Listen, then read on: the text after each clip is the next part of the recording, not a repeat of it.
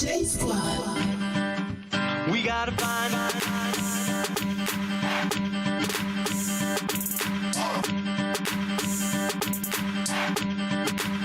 what do we do? That's the first clue. Now what do we do? That's the first clue. We gotta find.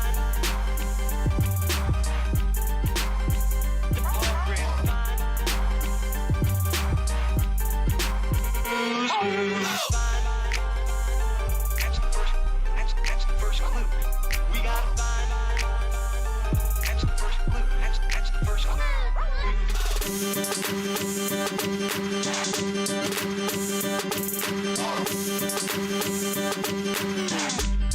Now what do we do? That's the first clue. Now what do we do? That's the first clue. We gotta find.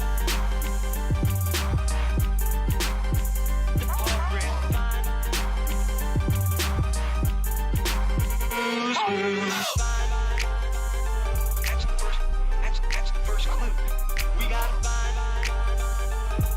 Picture this. That's the first clue.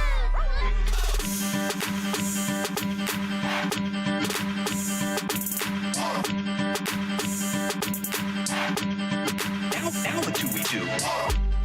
That's the first clue. The N-word. Now what do we Many do? people That's the first clue.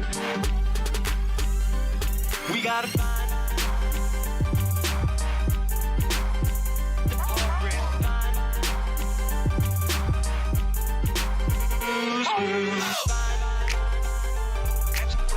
That's the first clue. We gotta find. That's the first clue. That's the first clue.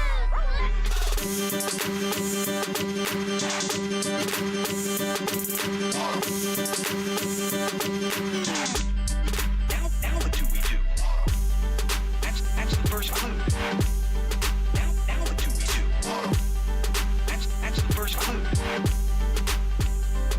We gotta find.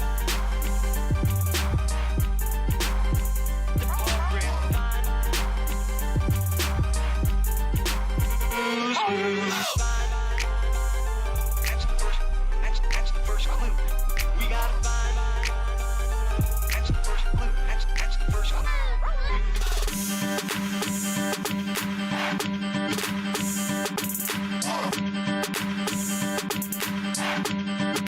Now what do we do? That's the first clue. Now what do we do? That's the first clue. We gotta find.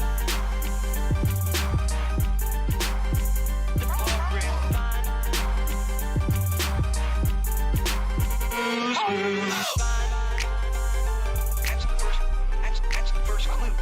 We gotta find. That's the first clue. That's the first clue.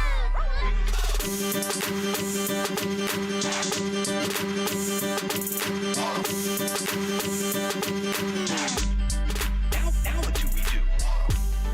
That's the first clue. Now what do we do? That's the first clue. We gotta find.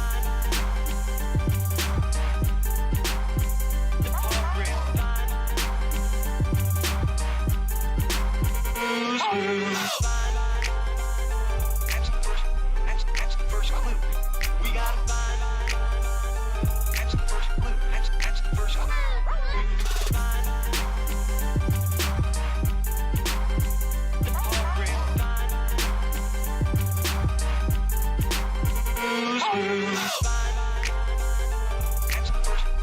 That's the first clue.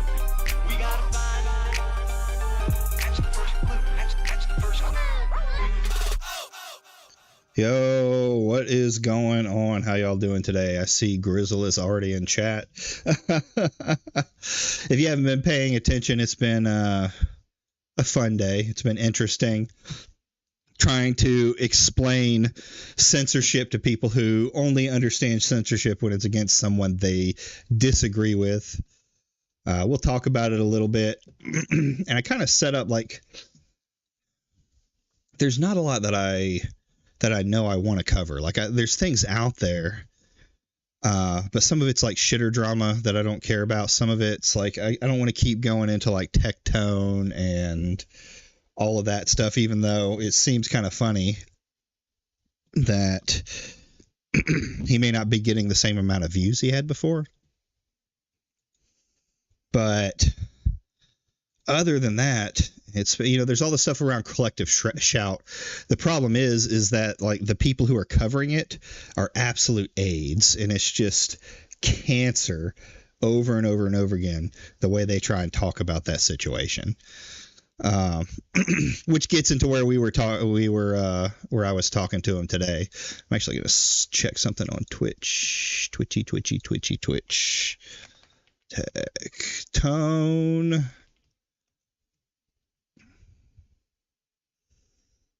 Did he delete the... Oh, let's go to his channel.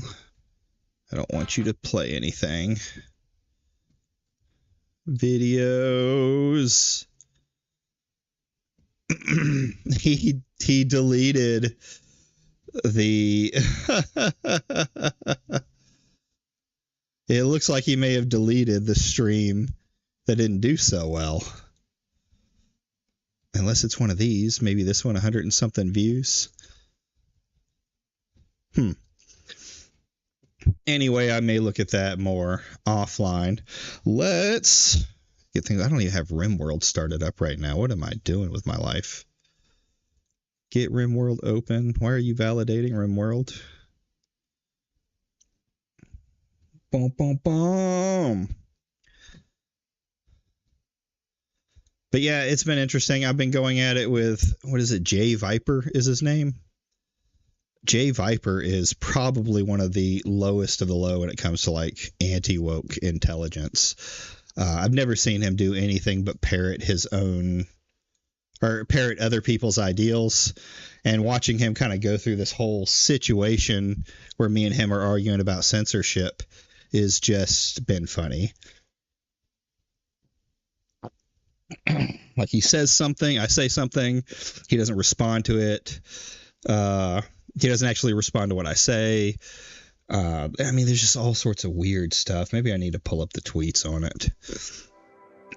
It was kind of a mess. It's like there's this idea of censorship. People, hold on.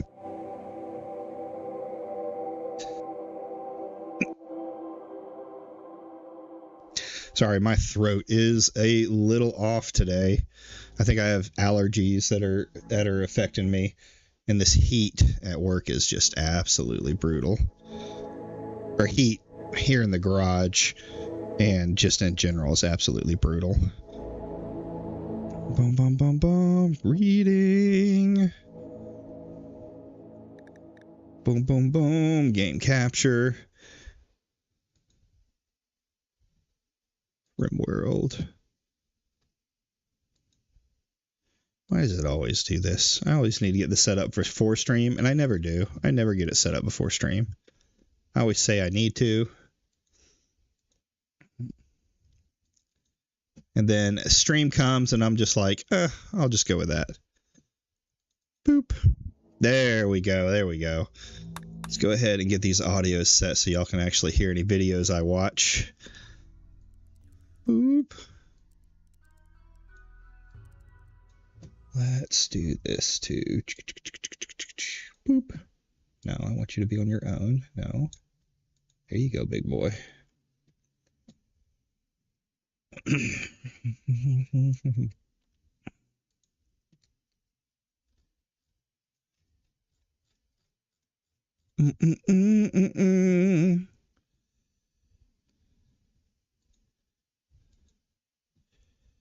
And beautiful, beautiful. Boom, boom, boom. God, where did this start? It went kind of crazy today.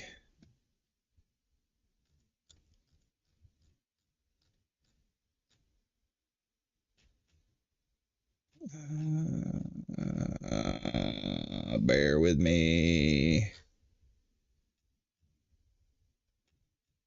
Cool. Oh, yeah. It started with this tweet. Let's bring it up. Boop.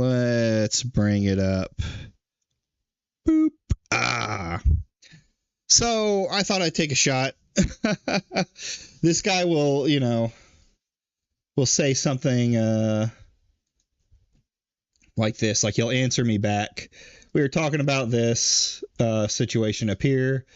Be careful of the snakes in the fight, because Savvy freaks out that, hey, welcome Canadian. Good. Be lurking. Because Savvy freaks out that Alyssa Mercante or Anna V or any of these people that are on the opposite side of them could possibly have, similar opinions, that they could be anti-censorship on at least some things, right? Grifters often grift. The serious thing about how right-wing internet personalities work, the morals are malleable and for sale. So this comment, shocked that the alt-right gaming grifts have found a new low laminating the removal of a rape game, but I guess subterranean goblin freaks can always dig deeper. And then this is, I think I found the Collective Shouts lady's Joker origin story.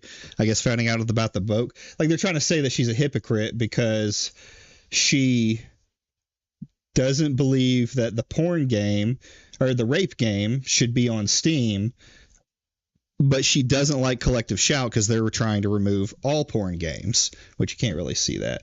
Boop. But that's what it's kind of saying right there. It's brain dead. It's a brain dead argument. People have different lines when it comes to censorship. People have these anti-woker guys have the idea that censorship it's black and white. You turn the switch on, you turn the switch off. You're pro censorship. I hate to tell everybody is pro censorship to some degree. There's a line for every single person. It's going to depend on your morals. I don't give a shit about legal arguments and people saying that what the legal ground is what makes it, because it's not. It's the moral ground. Things can be illegal and not be and still be moral, right? That's something that we all talk about. You look at, people like to use the traditional excuse of not zombies, Nazis. Nazis made laws against the Jews and other minorities and stuff like that. Those laws aren't moral. They're just laws that the government puts into place. These guys pretend that they don't want government oversight on things, when in some cases they do. I always give, people get upset because you use the pedophile argument.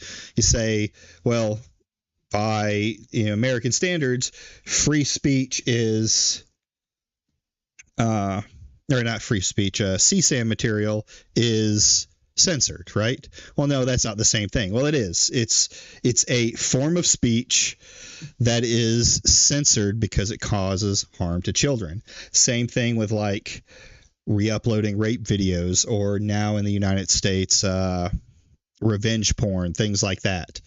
So you just have to find that line. That's me going to the extreme, right? Saying, hey, pedophilia is bad. So now let's find where your line is. So I asked him back, so you want no censorship? I was kind of setting up for like a gotcha, but it's kind of to set that point about CSAM. Of course, the thing that Jay doesn't like to do is answer when he has to actually argue for his agreements. And that's where we get into this comment. So after not hearing anything out of him 100 days, I figure I'd shoot a shot out and just kind of see if I could, what is the word? Trigger a little action. I said, this guy's a complete retard. Censorship is not black and white. Everyone has a line where they think censorship should be. Some are more prudent, some are freer.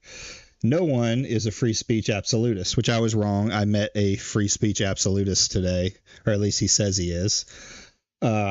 I try to ask the questions on where the line is, but of course, these people are too afraid to discuss anything more than insert buzzword statement.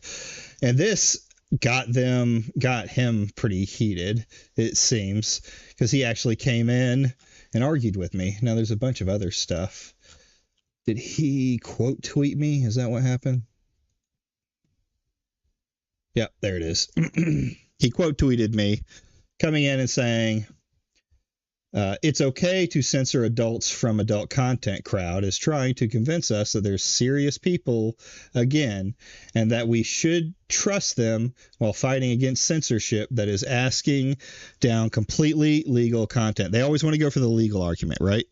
It's completely legal content.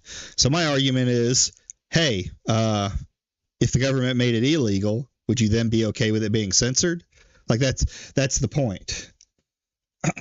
And then you aren't a serious person. You don't have to weed through 100 responses of notifications looking for a reply from you. I owe you absolutely nothing. And yet, here you are. So this doesn't even involve, like, none of what he said here has actually talked about what my argument is.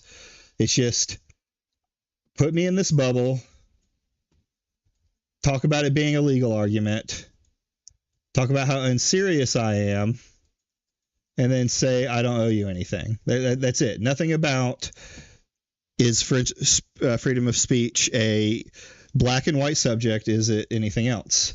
Of course, you get the normals in here. 8-bit. Scared is hilarious. He's just as disingenuous person hunting for gotchas. I bet he can't even understand basic generalization.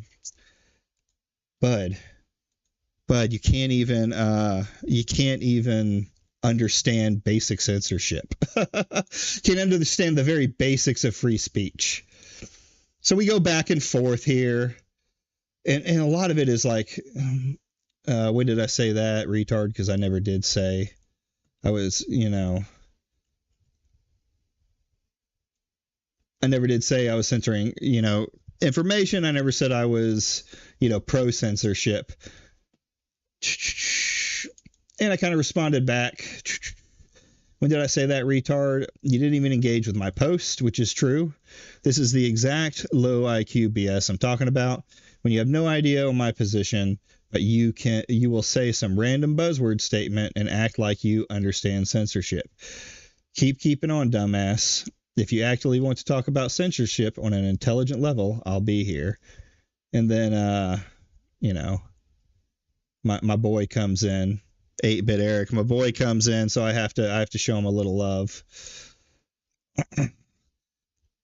Oh, an intelligent level. See, he still hasn't, like, at this point, he hasn't even talked about any of my arguments. Meanwhile, you're out here circling the simp wagon because, I've got to be white knighting for somebody who just got done fully endorsing censorship. Where? How did she fully endorse it? Oh, I can't give you the proof. So I already know the argument he's talking about. We just saw it. I'm sorry. It's not the same thing on a level. Does she want some kind of censorship? Sure. She's calling for she didn't even really call for. She said, fighting over a porn game, defending a rape game is just not a good look. That's her argument.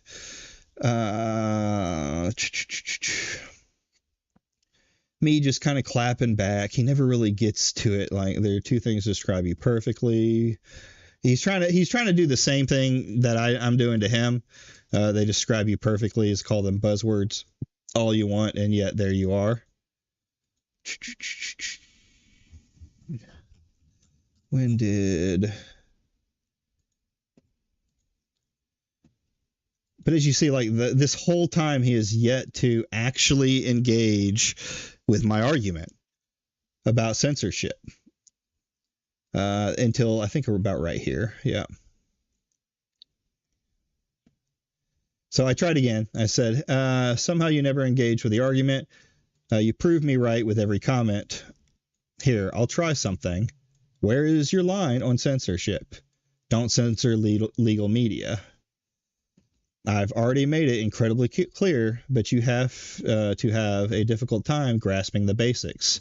He has not made it obviously clear from reading his texts. He has completely gone off the rails trying to discredit me without anything.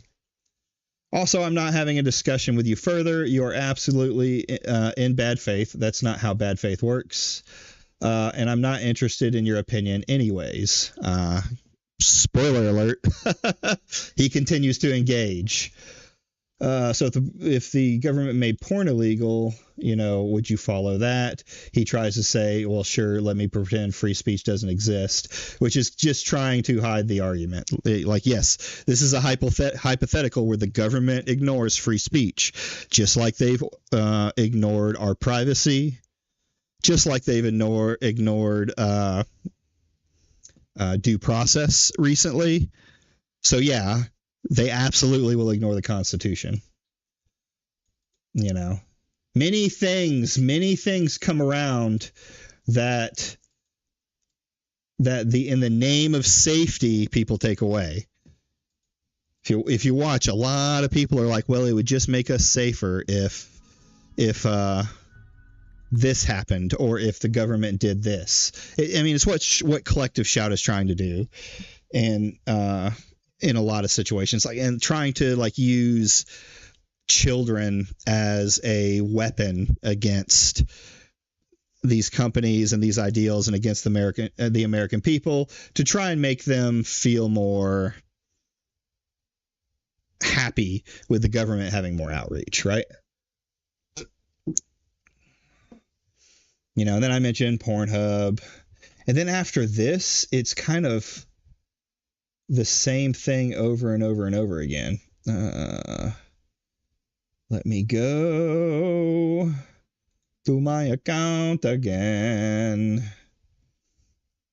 Yeah, McDizzle streaming. Little fun fact. This will be the interesting stuff. So basically, I try and okay, Mark Fox. I don't know the guy too well, but he actually engaged with my argument immediately.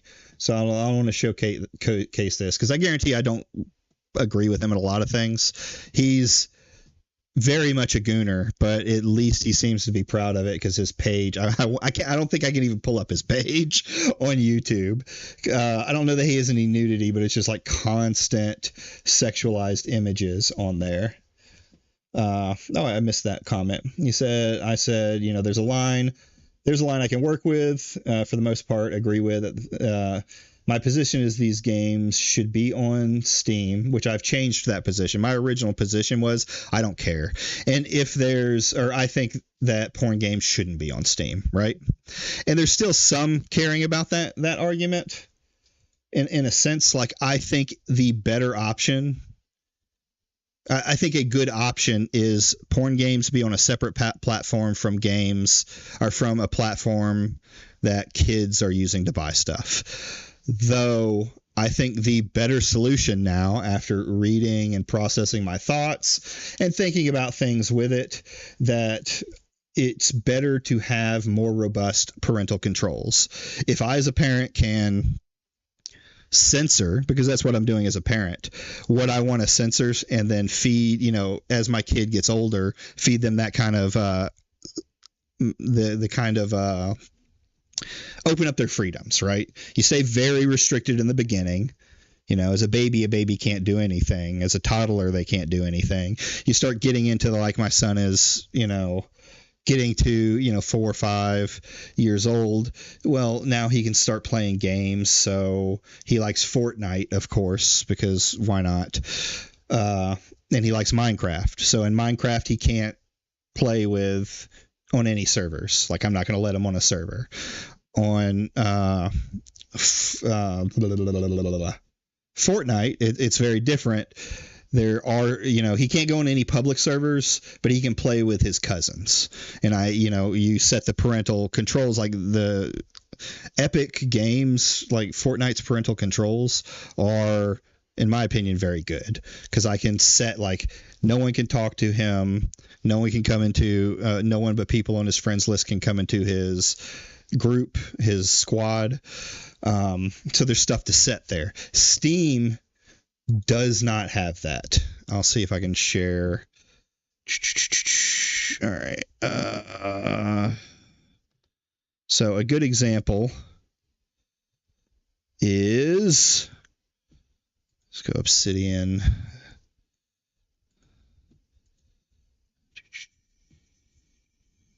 Oh, let's see if I can do Steam. Bum, bum, bum. I can close that. Oh, no, not that. Where did my Steam go? There we go. Open it up. Really? That's all you want to give? Because it's Obsidian. Let's try it here. Let's try it here, Steam.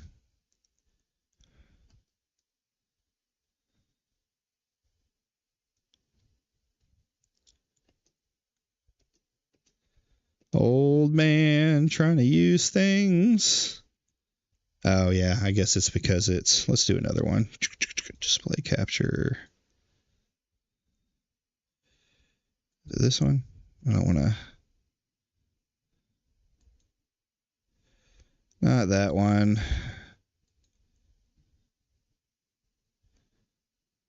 There we go. There we go. Now we're getting at it. Now we're getting at it. So anyway, you can go on Steam and like you can have the settings set to do certain things. So if I go into the store, I have it set so Fear and Hunger is one that people are talking about getting banned, and it's not, right? So we'll do Fear and Hunger so as not to pull up a porn game. This is a game I want to play too. I've just never bought it. So Fear and Hunger says, 94 results match your search. 12 titles, including Fear and Hunger, have been excluded based on your preferences. So I can set my preferences to not show this stuff. But right there, I can click it. Some sexual nudity, adult content, and stuff like that. And then I can open up Fear and Hunger. My kid can do the same thing if he learns the name of a porn game or happens to get the name of it right? So that's what I think needs to be more robust. I was talking with Kamoji about this particular, Steam's parental controls, and there is a way around it, but you have to make multiple accounts and then connect them to your main account.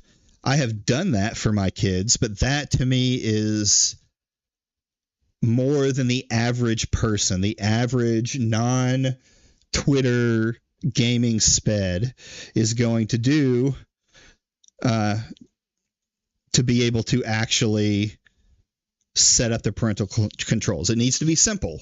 If the parent doesn't game, they should be able to go into the account, set parental controls, set notifications so that it sends the parent what they're doing, permissions to buy, things like that. And that's my position. Then let's go back to X. Because I think he had something more to say. Oh, yeah, we got into it about Smash. We always get into it about Smash. Number one Smash hater right here. Number one Alyssa Simp. If the case goes into discovery, I'm going to have someone make some I'm gonna have someone make some knight armor for my Wiggler so that I can bring it up every time we get more information about the case. So I'll be white knighting Alyssa Mercante in those situations. Boop. So I talk about the overreach. Me and Mark, who I would very much say is an anti-woker, came to kind of an agreement on that. Me and Jason J Viper, whatever the hell is, does he got his next retweet on here? Don't care about. Oh, here we go. Oh, I didn't see this one.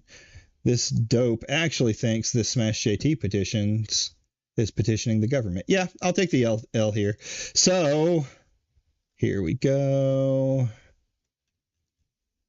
Let's go here. We'll go here.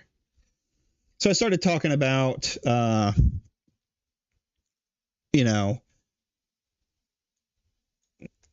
anti-woke stuff. I started talking about censorship and comparing Smash JT's campaign against Kotaku being a form of censorship. There's no way you can deny it. He has said that he wants to shut down Kotaku. It's right there in the writing. Should they refuse, we advocate for a shutdown to preserve what integrity is left in the video game journalism sphere. He asked Grok, right? Because Grok has, been so right about things lately. Let's see, the legal context. Why is there bringing up legal context? See, the legal context of the ongoing Melissa Mercante case. Why would I care about that? What did it say here? Oh, God. Don't know what that was.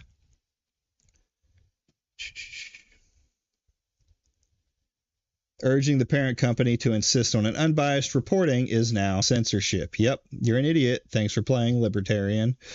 Yes, if you are asking if you are pushing a parent company to censor something or to change the way, especially a journalist group, is using their free speech, you are advocating for censorship. It's just like the book bans. It's just like everything fucking else that comes around it. It's exactly the same, as much as Viper doesn't want to agree with Collective Shout, petitioning and putting pressure on payment processors to no longer support companies that sell this particular type of porn. I think right now they're going after incest, but they want to hit all porn is what they really want to do.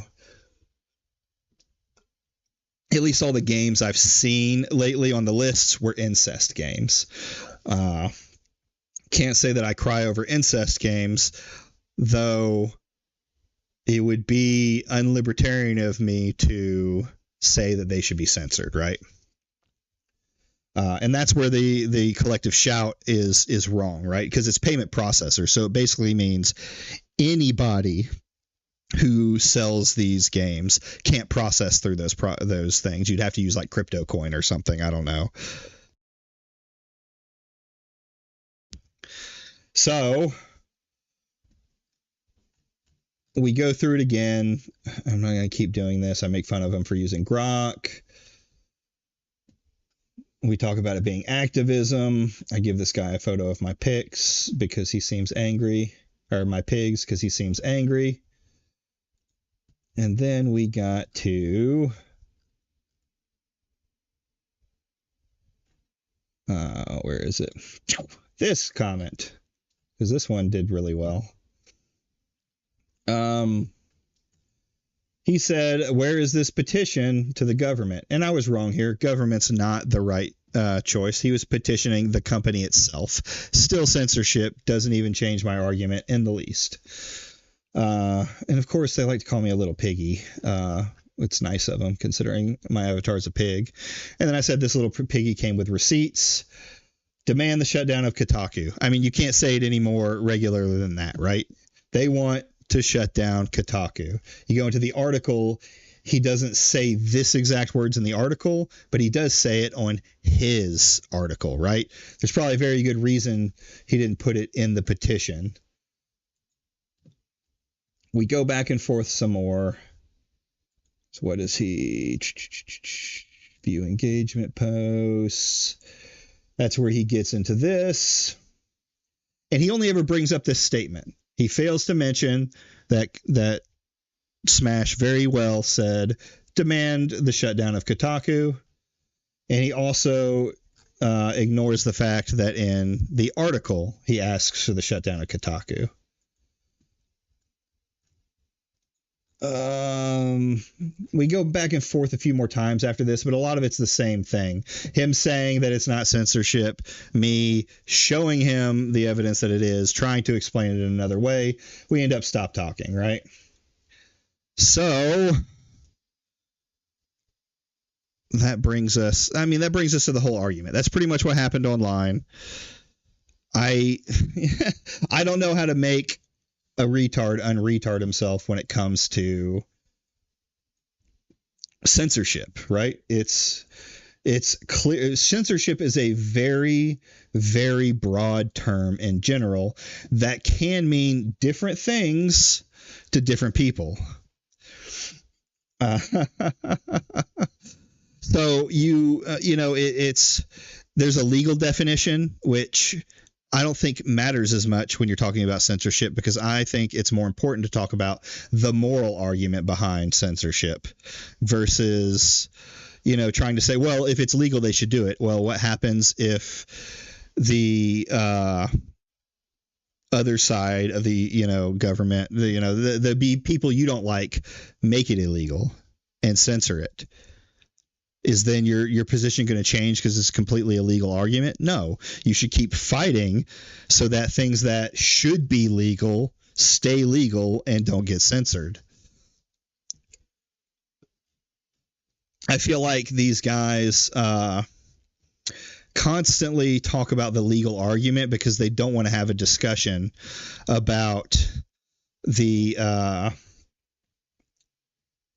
actual. They don't want to think any more than the surface level clicks and views or what their buddies, are saying. There's no deeper dive to learn where your own morals are or anything like that. So I figured, since, we're on the topic of censorship, I have some other small things to kind of show. I haven't read Alyssa's article yet. We'll get to that when I get a chance to read it.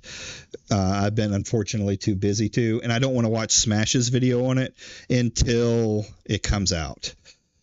We might watch a video on some censorship and collective shout stuff. The problem is it's all like anti-woker stuff. So I'm going to have to watch one anti-woker vid, and then I found someone who may be a little bit more unbiased about it. Maybe I can get some information.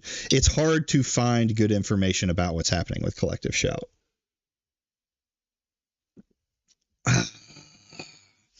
So, to start us off here, boom, boom, boom.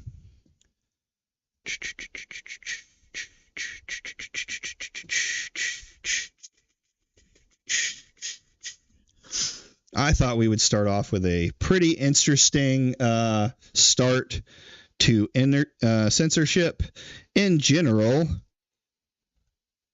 Why I Deserve a Nuclear Weapon by a favorite. I think he's going to be Stoic Stick. I thought if we're going to talk about censorship, we need to talk about the N-word and why we deserve to be able to say it. Or at least that's what I'm hoping he's going to come up with, this argument.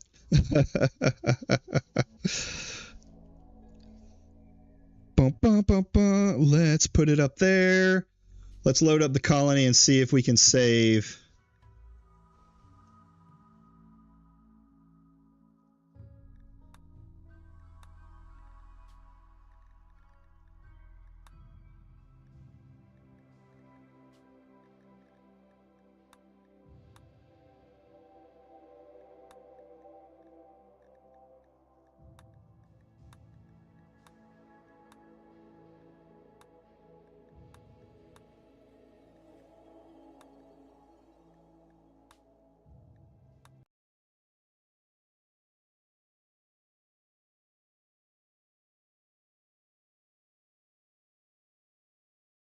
The N-word. Many people are afraid of it. The utterance of the word causes some to panic or even get angry. Wars have been fought over the N-word and thousands, if not millions, have been killed because of it. Of course, I'm talking about nuclear, be that energy or weapons. In this video, I'm going to lay out the reasons why I believe I should be allowed to develop or even be gifted a nuclear weapon as a resident of the UK. Firstly, The prospect of me owning a nuclear weapon means that my neighborhood immediately becomes one of the safest and quietest in the area. Normal criminals have to consider police response times and camera security. Those in my neighborhood have to have a physics degree and calculate blast winds and special risk assessments of nuclear fallout. So as you can imagine, crime is drastically reduced. But that's not all. Even in civil cases, the nuclear weapon comes in handy. Imagine this. Your neighbor is a up-and-coming rapper and is playing his shitty music at 2 a.m. Your options without a nuclear weapon include... I mean, that sounds like a good reason to use a nuke to me. 1. Politely ask him to stop. He won't. 2. Call the council. They don't care. 3. File a noise complaint. Takes months to set up. However, with a very small, tasteful nuclear strike, you can get ahead of all that headache and Tasteful. bring peace and security back to your neighborhood. Honestly, the fact that you aren't currently pursuing a nuclear weapon now just shows how careless of a neighbor you currently are. The second reason why I believe that I should be allowed to have a nuclear weapon is that it can be used to help stop... Oh man. You can tell I was pretty tired when I wrote this part of the script. Now, that's a very let's see here. statement, but let me explain. Let me go back there a minute. Let's go back. Yeah. The second reason that I should be allowed to have a nuclear weapon is it can be used to help stop rape. Oh man, haha, you can tell I was pretty... Okay, fair enough. Oh man. You can tell I was pretty tired when I wrote this part of the script. Now, that's a very charged statement, but let me explain. I have a thing called a job, and with that job I make money. The government sees this, and because of a thing called society and the social contract, I'm forced to pay taxes on that income. If, however, I decide that I want to keep the money that I work hard for, the government will fine and charge me with tax evasion. Yep. Yeah, this is true. It's a problem. If I continue to refuse to pay my taxes, the taxman will send the police to arrest me, and I will most likely be prosecuted and sentenced to a lengthy jail visit. And what happens to a sensitive young man such as myself in jail? That's right. They will try to, If you think about it, that just means that the government is raping me, but it's done via proxy. It would be a lot more honest if they just cut out the middleman, but that's just me being pragmatic. Now, how does a nuclear weapon solve this? Well, if I were to possess a nuclear weapon, not saying that I do of course, and if I were to put a dead man switch in an area that, if subject to assault, would detonate the bomb, the government would probably think twice about trying to outsource my raping. Man, he's just convincing me that everyone on Earth should have a nuclear weapon. I call it the backdoor deterrent. Now, the government realizing that billions of pounds in damage and nuclear fallout would be more costly than just my measly income tax, would make them reconsider trying to prosecute me. And the best part about this is that I'm not a greedy man. I believe that everyone should have a nuclear deterrent, just as I would. This scenario would also make it so that everyone would also be a lot more polite to each other, given nuclear holocaust is only a single muscle contraction away. The third reason why I believe I should have a nuclear weapon is that it will be beneficial for future generations. Some people that oppose me having a nuclear weapon might say, "Oh, but think of the children, and it's illegal to own a nuke." And to that I say, appeal to emotion and appeal to authority. Okay. I mean, you see what he's kind of going for here, right? About censoring something just because it could possibly cause harm. And I have, man, maybe he's going to twist it on his head and make me look like a retard. But I've gotten to the point now I can't stand people using harm to children to push for their own agenda. It's like you can't let the kids rest in peace, or deal with the situation that they're into, you have to make it about, you have to use these kids, you have to parade them around like a fucking little display so that you can make your arguments. Logical fallacies won't work on me. Me having a nuclear weapon is me thinking of the children. Imagine my future child goes to school and someone thinks about bullying them. The threat of nuclear hellfire would quickly dispel any such stupid ideas. True. But not only in the realm of safety is my nuclear warhead useful, but also in the realm of education. Imagine there's a science fair. Your shitty little kids will come in with a baking soda and vinegar volcano, while my son will be building a miniature guidance system to allow us intercontinental capabilities.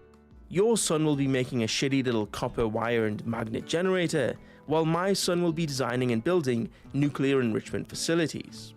Not only that, but when it comes time to actually look for employment, a recruiter might think twice about rejecting an application if it has nuclear strike capable on it. It's also great in debate club. You would be surprised at how convincing your arguments can become when they're backed by nuclear threats. Yes, Mr. Stick, you are correct. My argument does fall under the don't have a nuclear weapon fallacy. How silly of me. I can see the point and agree with your position as the correct one. A true equalizer for the people. The fourth reason why I believe that I should have a nuclear weapon is that I'm not the government. Now, that's fair. Will tell me that that's 100% fair. I would trust some random guy on the internet more than I trust the governments of the world with nuclear weapons. Because of this, I can't have one because I wasn't elected. That's too much power for one citizen. And to those people I say, first of all, me not being the government is a good thing, actually. When was the last time you thought, oh man, the government did a great job doing XYZ, or the government has my best interests at heart and they always carry out their campaign promises? Never. There's not been a single person on earth who has had those thoughts. With me, it's different. I promise that when I get a nuclear weapon, I will use it in my interests alone and will 100% be as tyrannical as possible with it. Basically, I'm going to be doing the exact same thing as the government, but just without the lies. Oh, okay. Democracy has always been fake and stupid. Two-party systems that rally government power back and forth, undoing what the other idiots have spent half a decade implementing, and siphoning as much money as they can from the middle class in the process. None of that here. Here, we're just interested in obtaining nuclear weapons and threatening to use them at any given opportunity. People True. The purpose of a system is what it does. The government say they're here to help, but for some reason, you always end up with their boot on your neck. With me, it's boot on the neck from the get-go. I mean, yeah, if everyone has a boot, though, aren't we all the same? Isn't it all the same boot? Now we're all stepping on each other's necks. I won't be pissing down your back and telling you it's raining. The fifth reason why I believe I should have a nuclear weapon is that the amount of change for the better that I can create with just one singular nuclear bomb is incredible. I could change the face of geopolitics forever. Every other week on the news, you would hear about rising tensions in diplomatic talks between me and some tiny little shithole country. Nepal, I'm looking at you. You are target numero uno. I could racketeer billions of dollars from countries that would have to pay for protection from my nuclear arsenal. Blood diamonds in Sierra Leone? Not on my watch. I wouldn't be stopping it or anything. I would just be taking over. Get your very reasonably priced stoic diamonds. And then I'd flood the market to make them all worthless. But that's just threats. I could do so much if I actually fired a single nuclear weapon. There are like 5 targets that I could choose.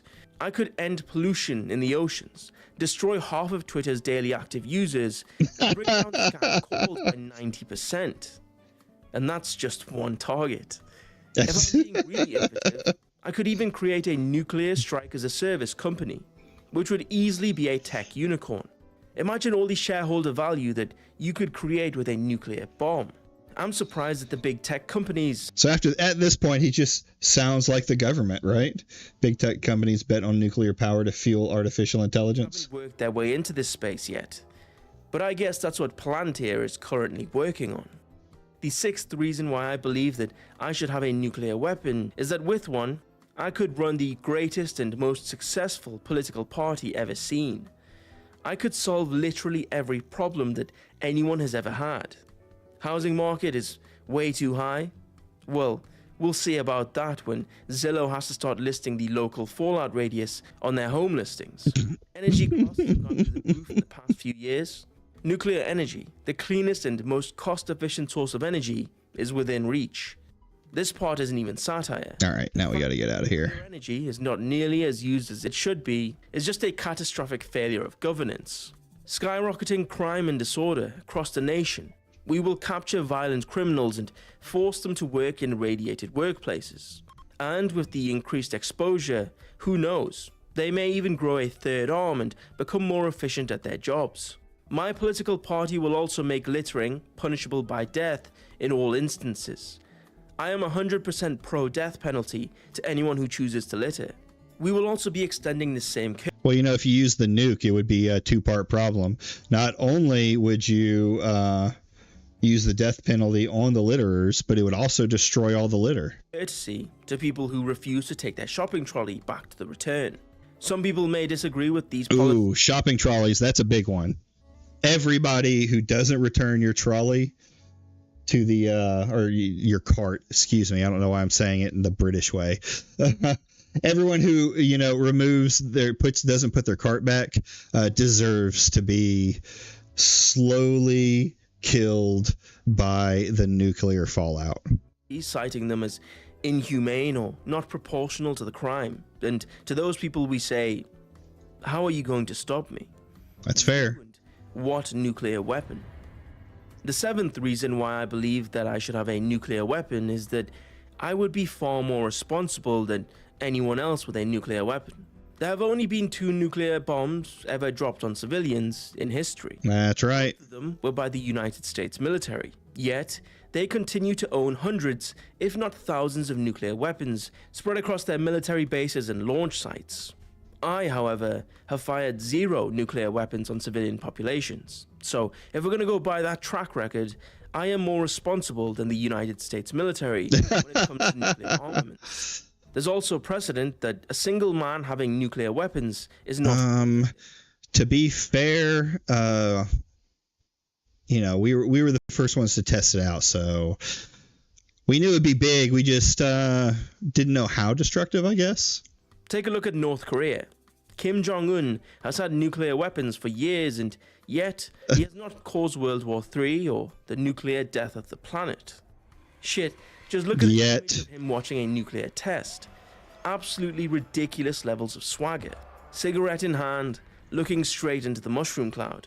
The amount of aura forming from just this one image alone makes me believe that every citizen should be allowed to own a nuclear weapon, just for the purposes of this level of aura forming. Could you imagine a bunch of like rednecks from the South getting a hold of like a nuclear weapon? They wouldn't like use it against anybody, but they sure as hell would shoot at it. If you've never seen a redneck shoot a gun at Tannerite, you're not living. That is hilarious to see. My final reason that I believe that I should have a nuclear weapon is that after all is said and done, and I use the nuke on a country, I could go on a massive redemption tour and try to regain sympathy by talking about what I've learned and why I believe that owning nuclear weapons is now bad, after I've already used them. I could even write a book about it called When the Nuclear Dust Settles, or something stupid like that, and bribe my way into being a New York Times #1 best-selling author, like every other idiot who writes a book. We could really milk this shit for all it's worth. I'm currently in talk with publishers and ghostwriters who I have sent drafts to get this whole process started. And isn't that what it's all about in the end? Shareholder value, I mean. Just think about all the shareholder value. This entire idea is radiating concentrated levels of shareholder value. The shareholder this value guy. is ionizing your skin cells. Shareholder value. Shareholder value. But anyway, that's all the reasons why I believe that I should have a nuclear weapon. If you liked the video, consider liking and subscribing, but other than that, thanks for watching. Hope to see you in the next one. Bye.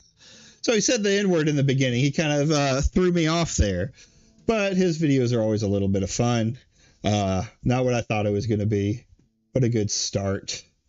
I don't know that we're going to watch this one because this is just about highlights of the American City Committee hearing. It's 48 minutes of them. This censorship thing has been going on. Like people are like, this is a new thing and stuff like that, but it isn't. It's just history repeating itself over and over and over again. Now I wanted to watch this Clownfish video because it's talking about like the ban on horror games. I don't know if he's going to bring up Fear and Hunger, but I remember hearing that Fear and Hunger had been banned, but I don't think it has been banned. At least not by the what are they called? The processors. So, because it's still up on Steam, at least in the United States. My guess, if it is banned, it probably got banned in Canada, right? So we'll listen to this. We'll see what it says. Let's see if we have any agreement. This is from a day ago.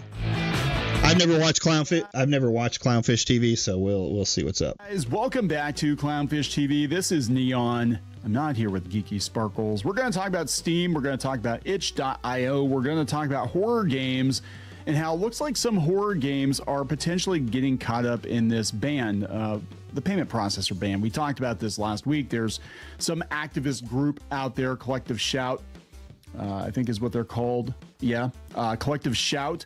They're a bunch of feminists from Australia. They're offended by games that are... I mean, a lot of this too, we're talking about it's been the same place forever that's heavy into censorship. It's Australia. They've banned GTA. They've banned a lot of stuff. They're heavier handed than the US is when it comes to censorship. On Steam, or some of the games that are on Steam, they put pressure on Steam's payment processor, just like what happened with Patreon and some other platforms. And because of that, Steam pulled a bunch of games down. And now there was some speculation that one of the games was actually, what's this called? Mouthwashing, right? They thought mouthwashing was one of the games that got pulled down. Itch.io came out. Itch.io. I keep wanting to call it Itch.io. Itch came out and said, no, we actually delisted that game back in 2024. And this game is pretty popular, I guess. People have been playing it, streaming it. And, it's got some risque content, but it's mostly a horror game, right? Well, now we have another one. This is, what is this one called? Vile Exhumed.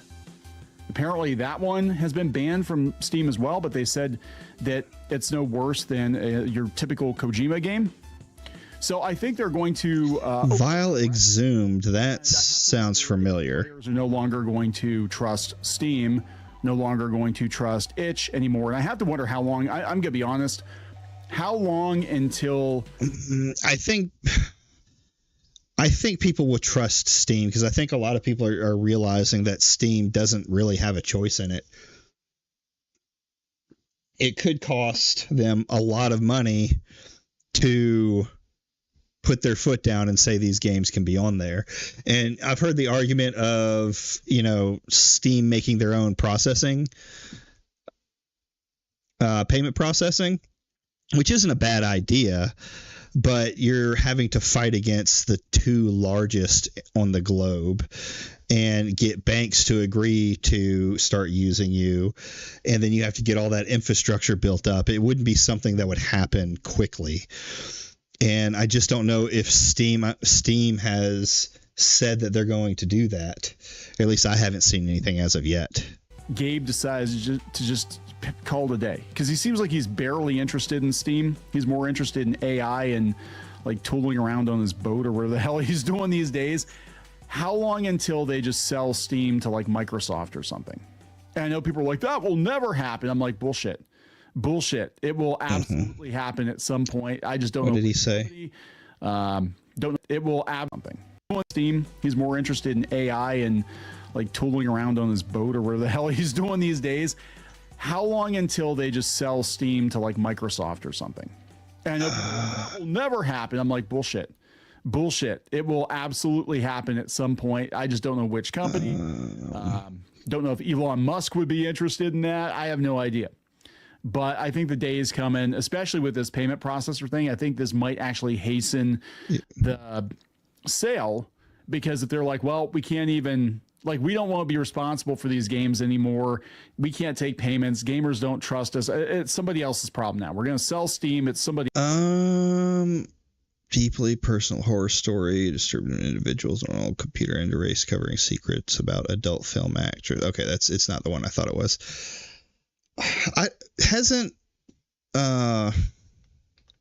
What's his name? Talked about not that he doesn't want to sell Steam. Yeah, Gabe. I mean, his views can change, obviously, but he's said multiple times, I think, that he won't. Bro, Clownfish, these guys are terrible when it comes to gaming news. I agree. I mean, I'm not finding a lot of. I mean, it's very. I don't know. There's not a lot of information here. They were the first people I saw push Grums. Really? That's funny. Sell the Microsoft news. Valve boss COS says passion wasn't enough to create Steam. People around you have to trust you.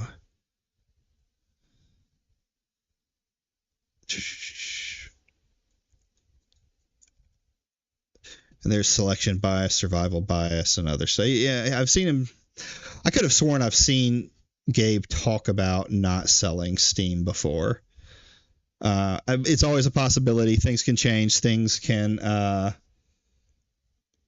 he can decide he doesn't want to do it anymore. He can sell it off to whoever. I mean, if he wants the highest bidder, it's going to be a major company that buys out Steam, and then Steam is just going to go to absolute shit after that. But I mean, sure, but there hasn't been anything that's come up recently that kind of shows that. Somebody else's problem now. Then what happens to your game library, right? I mean, also, when it comes to a lot of this, like, when it comes to this collective shout stuff, it's all anti-woker content. Like the people who are actually doing stuff are actually doing it and not making any videos about it that I can see. There's no guarantee if they sell Steam that you get to keep those games forever. I don't know. I mean, that's a whole nother issue, but let's talk about this before we get into it any further. Okay, I'm gonna please subscribe for more pop culture news, views, rants. Guys, go out to news.clownfishtv.com. We got some new podcast episodes coming this week. They're recorded. We just have to edit them. They're going to be going up exclusively on our Substack. They're not going to be coming to YouTube. We're trying to kind of build offsite a little bit. I don't trust YouTube. I really don't trust them anymore. I think there's some weird stuff going on with YouTube, and I think eventually all you guys are going to see, all you're going to see are shorts. That's it. They're just going to push shorts. It's just going to be TikTok 2.0. That's all it's going to be. So check us out. Okay, I don't know about that. Yes, it is. They are pushing shorts more. I think YouTube now beats TikTok in the shorts race. But I don't know that they're going to push shorts 100% and just get rid of them. It's out on Substack. All right, so let's get into this here. This was mouthwashing, which was is he just going to read an article? Banned on itch, and it's because of this collective shout. But it turns out that the game apparently has been banned for a while, coming from Wrong Oregon, who said on Blue Sky he was kind of came from okay. to agree with those decisions. They're just gonna be like, oh, we don't. This is the problem that I have with these guys is they don't give much opinion on things, right? They just kind of read an article and don't say much more. Okay, sure. I'm going to skip over that. Violence in games. Here's one. I like Legacy Killer. I don't know how most people feel about him, but we'll watch his talk about collective shout. Maybe he gives more information. Maybe he just rambles on, but let's see if we can get something out of this. Consequences. That is exactly what has been happening the last couple of days. We obviously spoke in a last upload about Steam censorship and how an activist organization such as Collective Shout has weaponized payment processors, but things have just they've gone a lot more widespread. We're seeing some other situations such as what's happening in the UK now being intertwined into this conversation, and there's just a lot of censorship happening online and a lot of people trying to battle against these narratives that these governments and organizations are throwing at people. Yeah, this is like it's like a massive, multifaceted shot to go after the internet for censorship. It's unbelievable to see the amount, and it's not in the argument of the people. They're not doing it for the people. I don't know if you want to go full schizo and say it's because they want control. Yeah, the government always pushes for more control generally as a given. That's why we have the Second Amendment and stuff like that. But it's just weird that they're all doing the same thing at the same time. Payment processing.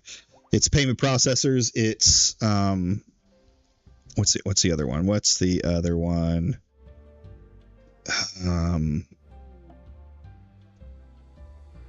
Jesus. I'm trying to think.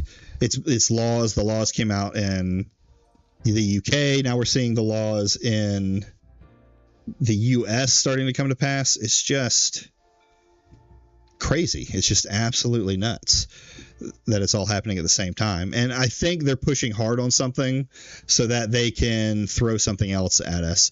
I feel like government online ID is coming. It's always this veil of online safety, looking out for kids, but that's never the truth. They're going after speech that they disagree with and dislike, and that's exactly what's already happened in the UK, and it's been exposed. It's just very unfortunate that some people have bought into this narrative that, oh, it's really about these adult titles. It was never about that, and that was the point that I was trying to make, and some individuals responded to the last upload by saying, who cares about Mommy Simulator, an adult title game, whatever, it shouldn't even be on Steam. That's irrelevant to this conversation. And very much this is the consequences. This is the stuff that we're really trying to fight, because very much so these organizations, these governments are going after games that they deem as problematic or that they dislike. And that's why people pushing back and going against these payment processors, these organizations, these governments is very much necessary for the future of the internet and the freedoms that we right now enjoy. And well, here's the thing, like what are we going to do about it? We're making our voices known. People are using their free speech. But even, at least in the UK, where they're more draconic on their free speech anyway, they're just ignoring the people. 300,000 plus on that petition, and the government was just like, we're going to keep going. And unfortunately, some freedoms that have been taken from certain areas and territories. So if you're oblivious to what has been happening, the UK passed new online safety rules. Pretty much as of the 25th of July, websites and apps moving forward are now required to protect the young ones by filtering out harmful content and verifying ages. Two problems here. One, verifying ages, having to put your ID on so many different websites. Not even sure how that works and how that's logically makes sense, especially after just a couple of years ago they passed data protections to give less power to these websites, but now you got to give it to any and every website that has any sort of harmful content. And then the second part of this is, what do you mean by harmful content? The problem is the UK has a laundry list of things that they consider harmful. So if these websites, these apps, YouTube, Twitter, so on and so forth, even games, if they do not comply with these new regulations, they will be hit with massive fines. And there's already been reports of many companies feeling that they may go under because of these new regulations. Yeah, this is a big thing. It's not like little fines either. It's huge fines. So the government is willing to bankrupt companies because they believe that you shouldn't be allowed to, that you should have to give up your personal information online, that you shouldn't be allowed to decide for yourself what you want to watch, and they hide it under the guise of kids.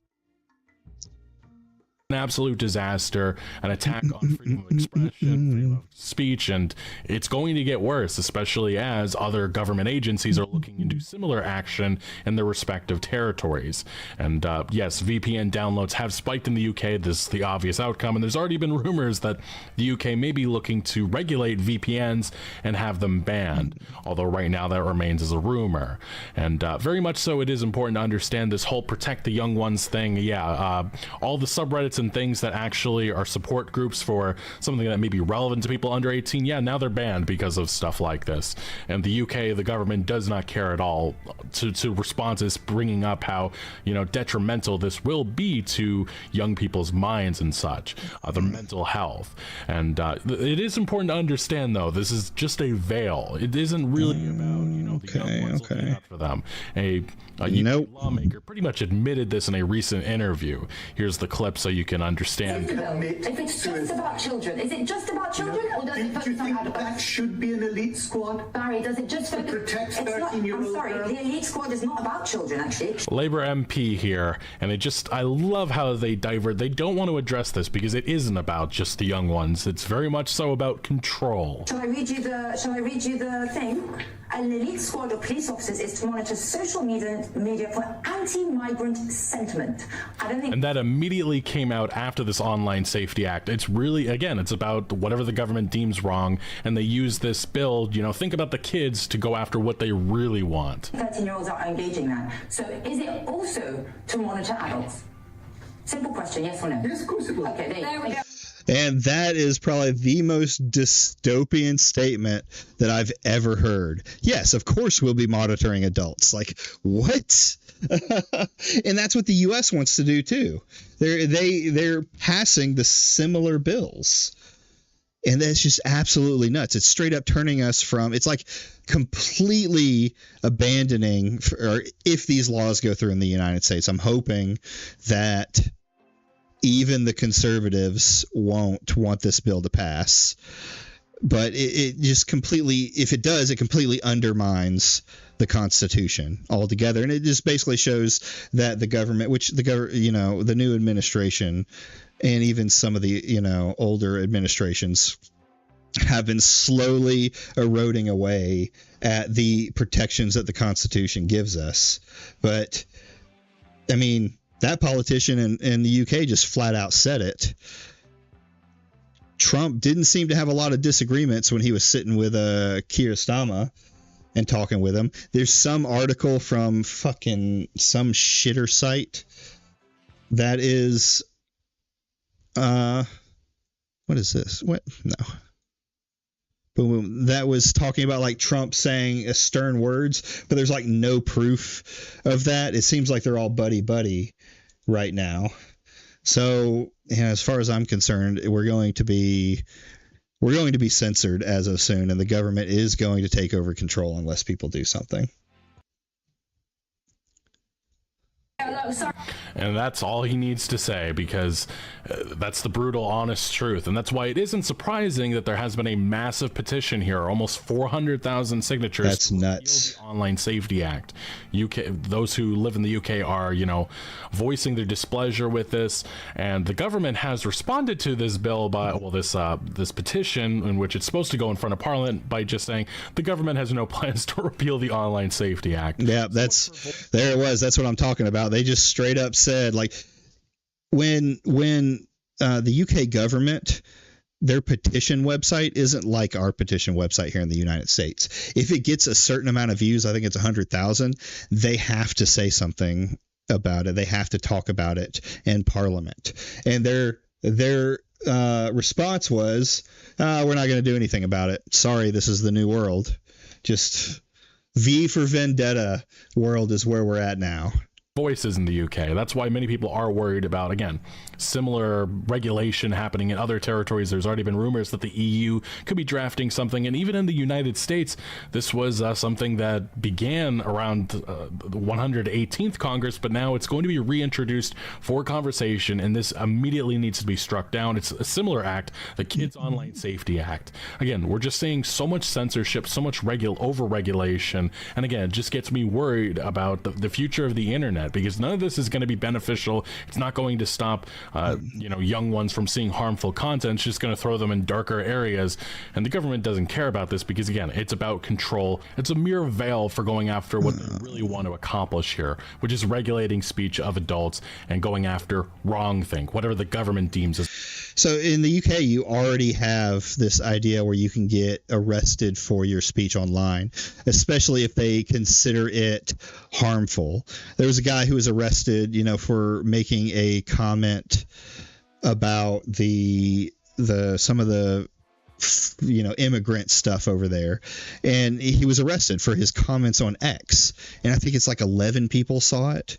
It's bizarre for someone like me who lives in the United States, but here we are with the similar laws getting ready to be passed, or looking to be passed. Wrong think, and that's why this is very much relevant to what we are seeing from Collective Shout, an Australian feminist organization that recently weaponized payment processors to get their way, ignoring the rules that have been set by platforms and even the laws that have been enacted by territories. Collective Shout has their own narrative, and we've seen this enacted on platforms like Steam and itch.io in recent days, and it is very scary where things could go, because Collective Shout very much was paying attention to some of the action that was happening in Japan, which payment processors were starting to have their own rules that needed to be enacted so that payments could be processed. And a lot of individuals have been speaking up in recent months about it, but nothing has changed, nothing has happened. And now we've seen another organization, this being Collective Shout, weaponizing and using Visa and MasterCard to get their way. And on their website, actually, they're already starting their new one. They're saying ban adult content on X. That is their next target, and who knows what else they're going to be going after. We're very much so seeing that they have power. Yeah, it's crazy. Like, what a lot of these companies need to do to further kind of protect themselves from it is they need to stop saying that their websites are 13, 14 plus. You just need to go ahead and say that it's an 18 plus website, that you have to be an adult. You could even say maybe 16 plus, possibly, right? I think there is an argument to say that kids under the age of 16 should not be on social media websites. And it is very much scary because, MasterCard, Visa, they are unchecked. They can do whatever they want. But fortunately, we are starting to see governments and regulators starting to speak up about maybe there should be some oversight over these organizations, and maybe they should just do what they're supposed to do, process payments, because there's all kinds of other actions, all kinds of stuff happening around the world, but they ignore a lot of that, but they go after, content that is legal. It's ridiculous what we're seeing, and I understand a lot of people say, oh, this adult content, who cares about it? But this is very much relevant to other experiences, and as we go through this video, other experiences are getting hit. And Collective Shout, say what you will about this organization, they've been active for years, and they've had victories over the years. They got Target and Kmart to remove Grand Theft Auto 5 from shelves over a misrepresentation of the game. That is their MO. They love misrepresenting games and lying about what they include, and unfortunately, organizations like Visa, like MasterCard, aren't looking into this. They're just looking at the letters and the 1,000 feminists that are signing and saying that you guys need to remove these types of games have this horrific content. How could you enable it? And unfortunately, they're being rewarded right now. And this sounds incredibly similar to Smash JT's thing, where he's petitioning for people to speak out to the media company so he can silence Kotaku. Right? I mean, it's the exact same argument. It never fails. It never, changes. It's always the same thing, but it's not censorship, guys. It's not censorship at all. So if you have been living under a rock, Steam bowed down to payment processors because of Collective Shout, and they prohibited content that violates their rules. What is these new rules? Well, Steam had to put a new rule on their website that pretty much just says, yeah, whatever the payment processors, whatever rules and standards set forth by them, we got to go by it. And what are those rules? It really is unclear right now. Content that may violate the rules and standards set forth by Steam's payment processors and related card networks and banks or internet network providers, in particular certain kinds of adult-only content. But the problem is it's not right now being limited to adult-only content, which is being overlooked by a lot of people. But another platform that just got hit the other day was itch.io. They had an Actually, I think itch.io got hit first by them. Maybe I've got my timelines mixed up, but I was reading something else the other day that says they were the first ones that got hit. Update on not safe for work content. We have de-indexed all adult non-safe for work content from our browse and search pages. This is crazy. Organization Collective Shout launched a campaign against Steam and their platform, directing concerns to our payment processors about the nature of certain content found on both platforms. And yes, and this is where I think, like, there's a guy who's like an engineer, a computer engineer, something like that, that I chat with occasionally back and forth on different stuff, usually with the anti-woke. And, you know, his argument here is that payment processors are independent companies, so they can make the decisions, you know, for what they want to allow on their platform, in their company. And, you know, yes, that's true. But I think when you become a global company, we should relook at that right that governments have. We should definitely not let global companies decide what consumers can and can't buy on the internet. This isn't like a shop saying that they're not going to sell porn. This is a major company saying, or major global industry saying, nobody can buy porn through us when they have the entire market monopolized. They have an open letter on their website listing all of the executives from MasterCard, Visa, to Japan's credit bureau, and saying, why are you allowing, you know, horrific content to be on there? These games are being enabled. But the problem is it's a misrepresentation of these games. And again, there are rules, there's regulations that are already enacted by these platforms, by governments. But again, Collective Shout doesn't care about that because they have a narrative and they are pushing it, and it is working right now. But yes, Collective Shout launched a campaign against Steam and its platform, directing concerns to our payment processors about the nature of certain content found on both platforms. Our ability to process payments is critical for every creator on our platform. And unfortunately, they just said no more adult content. It's completely gone from the platform for now. Why are you not eating? We're currently conducting a comprehensive audit of content to ensure we can meet the requirements of our payment processors. Pages will remain de-indexed as we review. Once this review is complete, we will introduce new compliance measures for not safe for work pages. This will include a new step where creators must confirm that their content is allowable under the policies of the respective payment processors linked to their account. This is an attack on free speech. This is an attack on freedom of expression. And many of these games experiences, as you know, horrific, or as much as you don't like them, a lot of them are, I think almost every single one of them on these platforms, even Steam, follow the rules and everything that has been set. But Collective Shout doesn't care about that. And unfortunately, it has been said that they've nuked 75% of adult content. A pirate nation. And there's even been some reports that you can't even access your own content, even if you paid for it, which is honestly why this is relevant to the Stop Killing Games initiative. And terrible news to wake up to. Huge swaths of my personal library are gone with no reason. That's nuts that the stuff that you bought that's not going through the payment processors anymore, you've already paid for it, you can't access now. That's got to be like a glitch in their saying, you know, in their program that they didn't mean to do. Contents, and I can't even recall everything that got deleted. On top of that, many of the things I'm working on might run afoul of these new guidelines. Art censorship, and I think that's something that a lot of us feel right now. Mm-hmm. And for what it's worth, the UK gaming industry has responded to what has been happening. They said, we believe payment providers and platforms alike should have confidence in trusted age rating systems. Their argument seems to be that PEGI, the ESRB, stuff like that is what these payment processors should be paying attention to. But the problem is that platforms like Steam and even itch.io have many experiences that don't have to they don't have to be looked at by those platforms, unless maybe the UKIE is arguing that maybe all games should be doing that. I'm not sure if that even is the right answer as well. I think that their response right here, which again, this is the UKIE, which is representing the entire UK gaming industry, they should just be blatantly saying that this is an attack on creativity and this is unacceptable and we will fight it. And this is the lobbyism that I would love to see from the gaming industry, but unfortunately they concentrate on the monetization bullshit content that they so badly want into the future. They said the UK gaming industry champions creative freedom while taking its responsibilities to players seriously.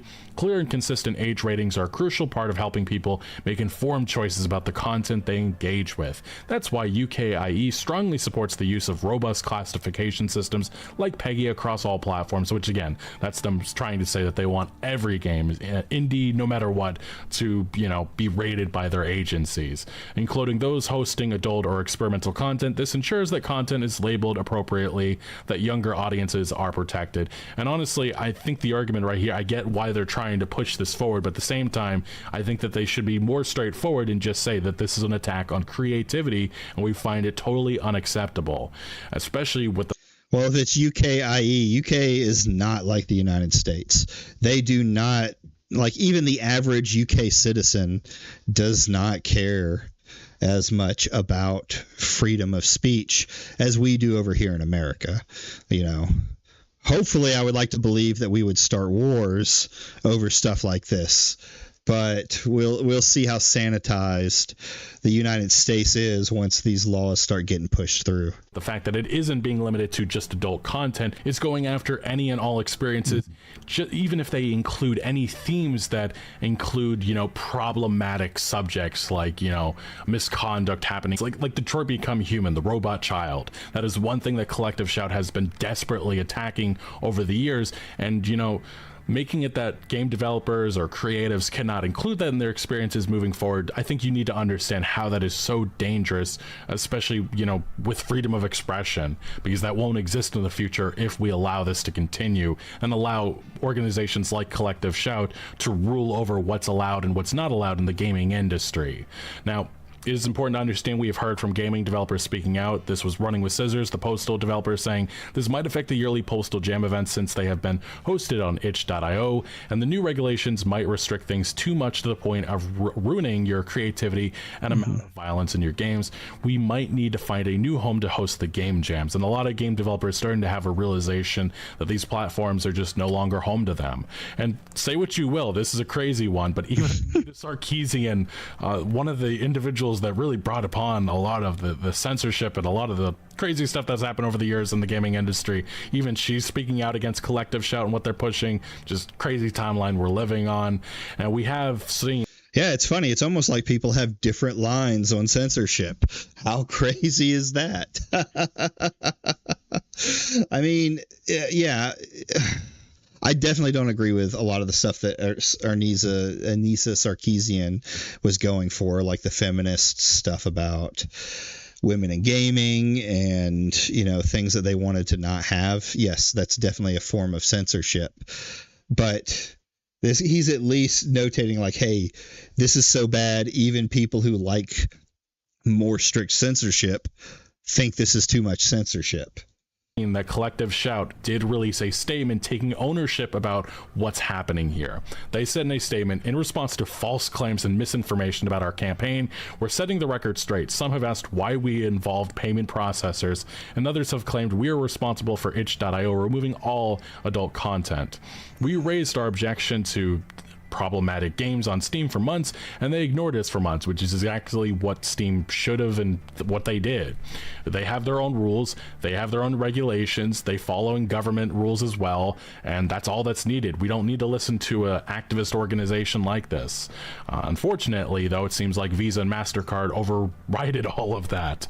We approached payment processors because Steam did not respond to us. We called on itch.io to remove these bad games that we argued normalize violence and abuse of women.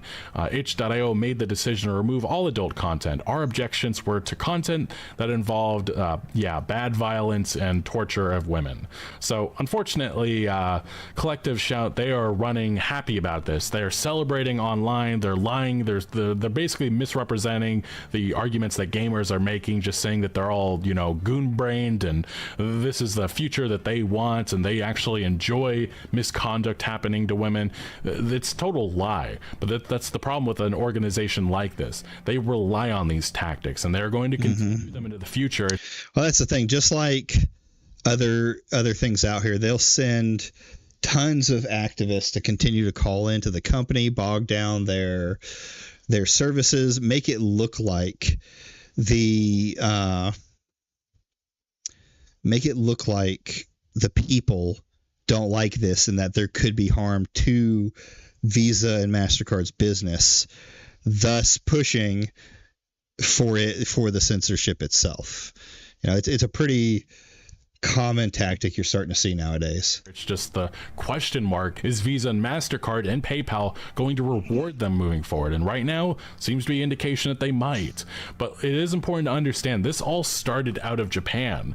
We saw companies, manga companies, they were actually having to comply with these rules, and even some of them who complied, it was too little too late. Visa and MasterCard pulled it and these companies went under. We saw that with Manga, Library Z, and there's been a number of other stories happening in Japan over the last number of months. It's finally reaching the West and it's becoming a topic of conversation. And even Visa Japan last year took ownership of this. They said it was necessary to protect the brand, which is an absolute insane admission. And again, unchecked, that is what Visa... Like, imagine Visa is the one saying, necessary to protect their brand. Like, what do you mean? You're Visa. No one thinks about you when they swipe for porn. They're just thinking about the money going into the account. No one is paying attention besides Collective Shout retards, that no one's paying attention to all the people who are using their credit cards and debit cards to buy porn. That's just a ridiculous statement. MasterCard, PayPal are right now, and very much so we need to have government regulators paying attention to what is happening here, because they are overriding the rule of law that exists in many territories around the world. And say what you will about that response that happened towards the end of 2024, some people have reached out to Visa in recent days, and Visa is basically just blatantly lying now. They're gaslighting users. Visa does not moderate content sold by merchants, nor do we have visibility into the specific goods or services sold when we process a transaction. When a legally operating merchant faces an elevated risk of illegal activity, we require enhanced safeguards for the banks supporting those merchants. This is a total lie. It's a bunch of mumbo jumbo. They're pushing this nonsensical narrative that they're actually not listening to what these activist organizations are pushing forward. It's important to understand the timeline. Collective Shout sent a letter to MasterCard, PayPal, Visa executives on July 11th, and around July, I think it was 16th or 17th, that's when Steam enacted that new guideline. And there had been reports that PayPal was actually ceasing taking payments from the platform in certain territories, which pushed Steam to make that new rule when they did. Like I said, Visa can lie about this right here, but they very much have their own rules, or they're listening to what these activist organizations are saying. And it is very much scary, and they are unchecked, and that is dangerous moving forward. But yeah, Elon Musk even spoke out. I think that was just one of the most chibi reviews, really, saying we need to get X payments going soon. And there's been other arguments saying that like I said, Visa, MasterCard, Pay. I don't like Elon, but if he did his own payment processing group so that there's just another payment processor on the market that is big, I'm not against that. I do wonder, though, would it end up just being a scam or a crypto coin? I worry about stuff like that.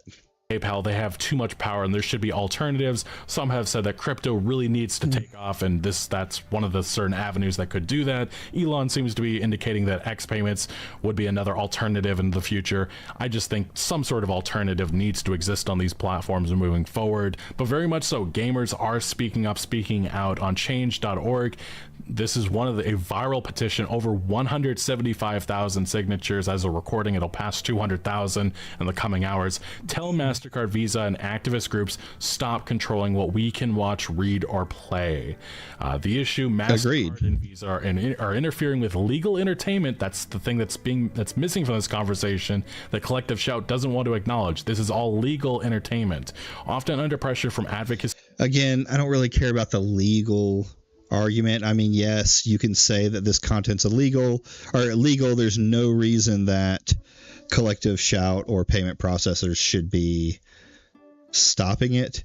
But I mean, I always think of it from a moral background, because we may be running into a situation where a lot of this stuff becomes illegal, and that we have to fight on the moral ground. See groups who want to censor what they deem problematic. We demand an end to the censorship of fiction and the right to choose the stories we enjoy without moral policing. Very much so. I could not agree more with this, and this is one thing that definitely should be signed, and I'll have a link in the description down below if you do want to support this petition as well. But yeah, it is also important to understand that it seems like Collective Shout or somebody has raised questions about this petition. And when I say questions, I mean they're trying to get it taken down. And this is what this letter from change.org to the organizer of this petition. We're writing to let you know that we received a claim alleging that a content in your petition update is defamatory. Change.org is an open platform. We care deeply about free speech and empowering our users, but you must follow their guidelines and such. This means you cannot make untrue statements about another person or organization which harm their reputation. In order to allow us to continue hosting your petition update, please provide proof or substantiation of any allegedly defamatory statements within 3 business days of this communication. Wait. This is new. I need to know what was said in this petition that they found it defamatory. Like, it is very much so unclear if this was Collective Shout, but it definitely smells like somebody who follows them or supports them, or maybe it is them, definitely is behind taking this petition down. But this is gamers. They are speaking up against what is happening, the censorship movement that is being enabled by this organization, and this is pushback that very much it's deserved and it is needed right now. It's also important to understand that we're seeing further censorship when it comes to Collective Shout, when it comes to journalists, because a Vice journalist actually published a scathing article, and that article was taken down by the organization that owns Vice, which is Savvis. Dude, Vice is such a pussyfied little group that the moment someone screams something about defamation or anything like that, they cave like there's no tomorrow. It's pathetic. Savage Ventures, and the journalist behind the article said, Savage Ventures has requested a removal of my Collective Shout articles due to concerns of the controversial subject matter, not journalistic complaints. And we have seen that this journalist has quit from the company, as well as other journalists that were part of it quit as well. And this was the article in of itself. Nice. It was titled, let's see if I can get it, Group Behind Steam Censorship Policies Have Powerful Allies in Targeted Popular Games with Outlandish Claims. One of its allies believes Honey Pop should be banned from Steam. And this was part of the article I just thought was very notable. Collective Shout seems to be misrepresenting the games they target, and yeah, this is the Wayback Machine if that's not clear. Yesterday, Vice requested specific details from Collective Shout on Steam games that, per the organization, depict, misconduct happening with younger people. As of yet, the group has not clarified which games portray the subject matter and how. It's much easier for somebody like Collective Shout to just yell, there's 500 games with all sorts of exploitation, horrible content. How are you? Well, what it is they use I think what it really is they use these incest games and these rape games to push the narrative, and then said that there's so much more of this, when, yeah, I'm sure there are some. Like you talk about like the anime visual novel games that could be targeted as a rape game, but it's it's not, it's not as widespread as they're making Visa think it is. Enabling this, then going into detail about what these contents actually do that is bad, because they don't want to talk about that. They don't, because their argument falls flat when they have to do that. As this reporter covered yesterday, it seems incredibly likely that any adult Steam games depict underage characters and bad scenarios. Valve previously pulled a visual novel over a hidden inaccessible file of an 18+ theme with a character that Valve considered that, even though the game's publisher denied the claim. The visual novel was only restored to Steam when the offending file was removed. Almost like Steam has been on top of this for a while, almost like these platforms have been doing a lot to, safeguard them. But again, payment processors, they don't care about that. They get a strongly worded letter, they're just like, that's it for those games. And this is what Collective Shout has done in the past. They went after Detroit Become Human. This is what I mentioned earlier on the video, and it was all because of Robot Child and that terrible scenario in the game. But those scenarios are very much that's important for the creativity of this gaming industry. And, That's a big thing when it comes to like freedom of speech in general.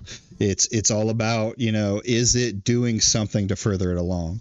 The United States does have obscenity laws, and I think they have them for a reason, because there's some things that shouldn't be like directly in public.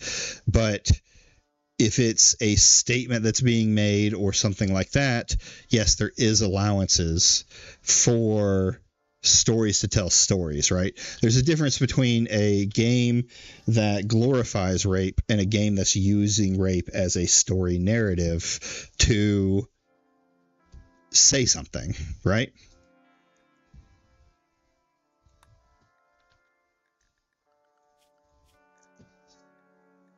I fucked up all those animals. It says here, in other words, it seems virtually impossible for Steam to host any adult games depicting this type of content. Rather, Collective Shout may be targeting popular video games that depict children in scenarios where they face distress or harm, even if these depictions are intended to encourage concern and care in the player. Almost like bad themes are very much important to the creativity of this gaming industry. And yeah, in 2018, Collective Shout encouraged its supporters to sign a petition to ban Quantic Dream's Detroit Become Human from sale in Australia, claiming the game features that type of misconduct and violence against women. This petition focused on an abusive father's violent behavior toward his housekeeper and daughter in the game, Robot Child. The dynamic core to the character Kara's story arc is intended to encourage empathy for the abused woman and child. While it's unclear whether Collective Shout is actively targeting Detroit Become Human in 2025, the removal of such a game would be akin to artistic censorship of material discussing misogynistic that against female family members. Targeting the game, in other words, could be considered anti-that in intent, which is hilarious, but this is what I mean. These companies do not care about context. They do not want to see any themes involving any of this stuff because they have a narrative push, and that is the narrative that is right now working successfully. And as it's brought up here, they went after Grand Theft Auto 5 with similar stuff. And even in that situation, it was even more nonsensical because they were raising concern about NPC things that you can do in the open world. Nothing actually even designed by Rockstar Games. We are seeing, fortunately, some government individuals speaking up about this situation. This is a Japanese lawmaker saying the organization Collective Shout, which has been pressuring platforms like Steam and itch.io to regulate expressions, is starting to be reported on in Japan as well. The regulation using credit card companies as leverage is a serious threat. The group Collective Shout, advocating for adult game regulation, issued a statement saying, since Steam ignored us, we involved credit card companies. And the same lawmaker saying previously, the Collective Shout issue has prompted me to receive messages from people all over the world who love anime, manga, content culture, and freedom of expression. I've been working on these issues in Japan since 2010. I am thrilled to have so many friends from all over the world. I would be very grateful if you would follow me. I hope that we can join forces across borders to fight against censorship of expression, and I could not agree more with this sentiment. And then in another tweet, he actually brought up another content creator that's been very active talking about this situation, Madam Savvy. Thank you for sharing the information about Collective Shout. I believe these escalating movements to restrict expression. I'll give this to Savvy, right? I'll give this to Savvy. She has at least been loud enough in her schizo rants to build some kind of, outrage through the anti-wokes. I'll give her that.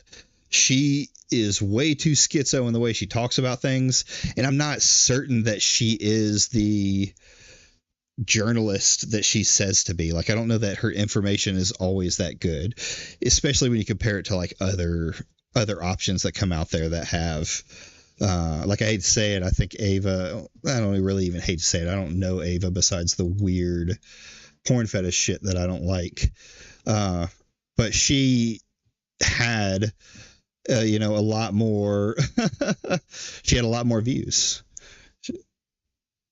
She had a lot more, or not views. She had a lot more information. I feel like that's the best way to say it. That's the way we go. Potential to shrink and destroy the global content industry. The reality of these movements is still largely unknown in Japan, so I would like to inform the Japanese public and also deliver it to deliver it to the Diet, which is pretty much their version of Parliament. I would be extremely grateful if you would provide me with any information. And this lawmaker is pretty much asking any, details, anything that's relevant to this topic, send it to him. And this is what we need to see more of. And I do think it is important to highlight the fact that at least in Japan, they're trying to rein in these payment processors. And they're doing that with some other actions that have been happening and being reported on just as of last week. Visa takes administrative action on suspicion of violating antitrust law. Japan Fair Trade Commission applies commitment procedure. According to the Japan Fair Trade Commission, this is the first administrative sanction against an international credit card brand, including Visa, the industry leader with the largest market share in Japan. In July 2024, the Japan Fair Trade Commission conducted an on-site inspection of Visa's Japanese subsidiary on suspicion of violations of the Anti-Monopoly Act. It also investigated overseas affiliates, including the U.S. headquarters. The commitment procedure is what would be what I think would be peak, what I would think would be amazing, though I don't think it's going to happen, is that if that the U.S., being the powerhouse that we are, brought these guys into the Congress and just absolutely dismantled them because they're monopolies. Separate them out until there's like 8 processors out there, and then go from there. Because I think that's what needs to be done. That way, if Visa doesn't want to host this kind of content, that's fine. I can go to someone else. Versus,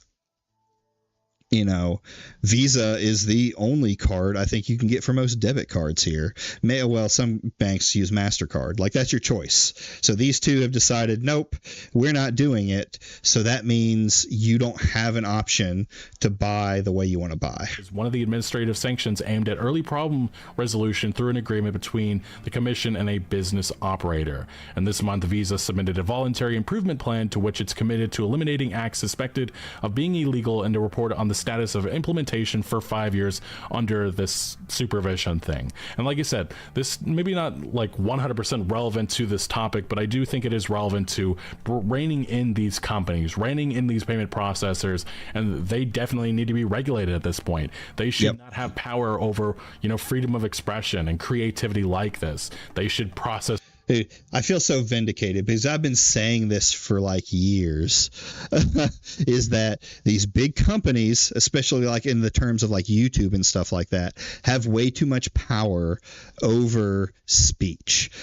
Yeah, and the argument always is, well, it's a free speech, or it's the company's platform that they get to decide what's on it. And I was like, yeah, but that starts to lose weight for me, and it's a deeper conversation when they're monopolizing that speech, right?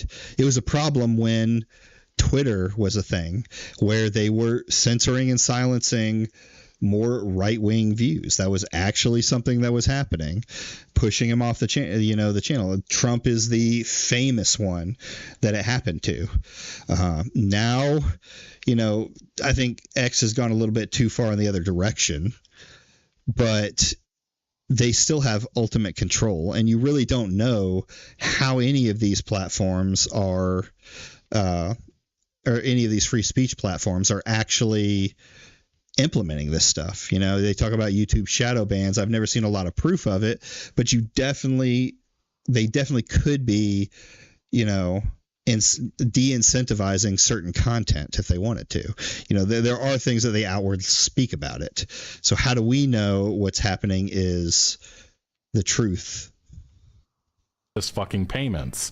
And there's other things that have been going on. I think people are not understanding. It is not just adult only titles. And I said this last video, I am worried that this is going to escalate to violent games or other types of experiences in the future, because the guidelines and what the collective shout is fighting, it is a broad spectrum of things that they deem as problematic. And we actually saw Horror Games Twitter account saying, and to absolutely nobody's surprise, they came for us next and started banning horror games from Steam and itch. And this is one experience, a disappointing update about Vile Exhumed, and they shared in this, they said, I am extremely disappointed to let you know that it has been fully removed and banned from sale on Steam. And that is because, again, it includes some themes that, again, it's just against the new rules set by Steam, and it's just very disappointing and very scary with where this could be headed even further into the future. I want to be clear, Vile Exhumed was not banned for its use of gore and storytelling or the violent themes. It was banned for sexual content with depictions of real people, which is insane that this is not allowed. These are important themes. These are themes have to be. This is something that the movie industry does, right? Is it going to be, are we going to start banning movies that have nudity in them? It's this, there's still this weird stigmatism between older people that video games are for children, when that's really never been the case. It was marketed to children, sure, in like the NES days and things like that, but the Atari itself wasn't necessarily built for children. Even games like NES and stuff like that all had games that adults could enjoy. It's a medium that everyone can enjoy. So trying to censor it as is its kids stuff is just ridiculous. Enable it for the future of the gaming industry for mature themes for adults. We're all fucking adults, most of us, playing these games. If you've played it, you know it's all implied, making this all feel even worse. I refuse to censor or make changes to the game. I will not retell a story about these topics in a way to make people who don't understand it more comfortable. And Good I call. think what people need to understand, even if, we'd see this slow down, this is going to push game developers, AAA games industry, which is already risk adverse, to avoid problematic themes just because they don't want to even run into the idea of this. And it's very disappointing and very scary with how creativity could be damaged in the coming years because of actions that are happening from payment processors. And another experience, Fear and Hunger Termina have been shadow banned from itch.io. You can still access the page with a direct link, but can't find them on the website itself anymore. Okay, that makes more sense, that you could call it shadow banned.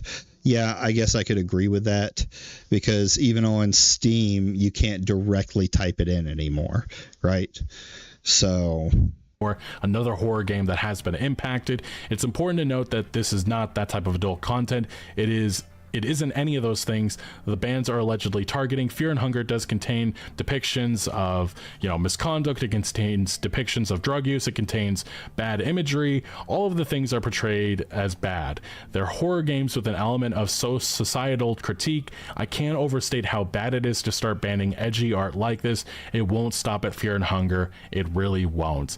And these are the types of games that, based on itch.io's new rules, again, they're not. Dude, there has to be like a representative from Collective Shout or one of these other larger conservative censorship groups that's like in the company now. Like they're visited and they're in contact and they're pointing out stuff, because it's just so crazy that it's spiraling so fast. Allowing non-consensual content, real or implied, underage, barely legal themes, certain types of content, bestiality, all types of, you see it right here. And these are games that would be banned based on these new guidelines. Silent Hill, Baldur's Gate, Grand Theft Auto, Far Cry, The Witcher, Yakuza, Watch Dogs, Elden Ring, Resident Evil, Detroit Become Human, Cyberpunk, Life is Strange, and even Death Stranding 2, which I think I have gameplay on the screen of throughout this video. I said this last video, that includes a very, it has a parenting theme to it, involves a child character, there's distress, it is problematic themes in the eyes of Collective Shout, and that is absolutely a game that they would go after, and they will go after. Now, it is important to understand that, especially with what's happening in the UK, there's just a mass censorship movement happening, and Xbox is already, they're complying with these regulations by the UK. Yeah, it's so crazy. Like, these fucking major companies will just bow down immediately to it instead of, it follows my entire argument. We can't have major corporations that have global reach decide what we can buy. There needs to be some regulation changed to businesses' right to refuse, so that this doesn't happen, right? No, it shouldn't be prisoners. It should be slaves, guys. That would just like kind of fix these issues. Like we have to distinguish between corporations, these big mega corporations, and a small business that needs to have a right to refuse, right? I don't want the cake guy to suddenly have to make a game or make a cake he doesn't believe in because we change laws, but big gaming or big corporations don't need to have this kind of power. It's absolutely destroying the consumer's free speech. Okay. Or the consumer's ability to freely buy what they want to consume. This means is that they're going to be rolling out age verification checks, and I just wonder where. Jesus Christ! I don't think there is a endpoint, because I can imagine in the future, if you want to play Grand Theft Auto 6 or whatever game comes in the future, you're going to have to, verify your age. You're going to have to throw your credit card on the screen, and then even in the future, if it includes problematic themes that maybe not even allowed on these platforms moving forward, just because Xbox and Steam and PlayStation want to avoid the possibility of payment processors pulling that ability in the future, which would kill those companies. Very scary future that we are entering into right now, and a lot of power in the hands of payment processors, unchecked power that needs to be challenged right now. Unfortunately, it does seem like Again, I've said for years that companies are basically they're bigger in some cases than governments. We need some kind of regulation for them. Organizations, some government forces are starting to wake up to this reality, and it just really is crazy to think about Collective Shout. This company was actually defending cuties of all things. You talk about exploitation, which is crazy to hear, because it was cuties is like the example of using kids to spread or exploiting kids to spread a message is like the perfect example of it. But they think that movie is great. These people are absolute cancer. And I love this community note. Collective Shout has a history to go after media, clothing, and beauty products that depict sexuality and claim it, promote it by showing it. Here, however, they claim the opposite, showing a blatant double standard. By their own value, they are pro-exploitation here. Gamers are dredging up our support of Netflix's films Cuties in an attempt to paint us as pro-exploitation, which is exactly what this is. As usual, they've missed the point or ignored it on purpose. This organization, these individuals, just fucking insane. And this is the least surprising thing. A lot of Collective Shout members are connected with the Australian government. This means their group is very likely getting support from the government behind the scenes. That is, imagine that the Australian government is forcing censorship not just in the their own country. They're trying to force it onto people in other countries. Just think about that. Like that's just absolutely nuts. Unverified at this point, but it really wouldn't be surprising, especially with the power that they seemingly have right now. And I hope people understand that Collective Shout isn't done here. They've been very active online, having conversations and trying to battle gamers over their tactics that they're enacting and the victories that they have right now online. And some of the individuals, some of the, Twitter accounts, Smash JT, Madam Savvy, who have been very vocally against them, they are apparently stockpiling personal and family data on them. We need more evidence of these mafia-like tactics. Again, they are going to have to go after these individuals, make them seem to be the absolute worst, maybe even myself and other content creators and companies that are speaking out against them. But this is very much necessary for the future of the gaming industry and the future of the freedom of expression with art and freedom of speech. And that's why with all the censorship that is happening, whether that be the UK or what we've seen out of Collective Shout, gamers, just individuals in general, have to speak up against this, because if we don't, we are headed for a very dark dystopian future, one in which that is true. Neutered. And they would all be thanks to the work of these activist organizations as well as government overreach. And this is a future that I definitely do not want, and I really hope that everybody is ready for this fight. But anyway, what do you make about everything that has been transpiring the last couple weeks, especially in regards to the subject of censorship? Let me know your thoughts down in the comment section below. But thank you for watching. Make sure to leave a like if you... Okay, there's that. think that's going to be the end of my talk on censorship, kind of showing where my beliefs are in it. They have molded and changed a little bit over it, but I have complained about this stuff before, if not on X, amongst friends and other things. So now what I'm thinking, let's go, is that we'll just do a little lazy content, a little,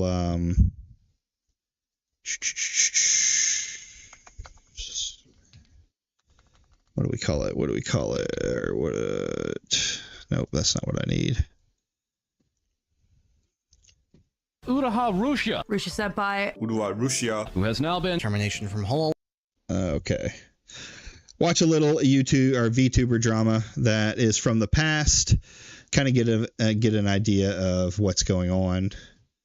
And, you know, in the VTuber world, as I'm learning a little bit more about these guys, let's get it open.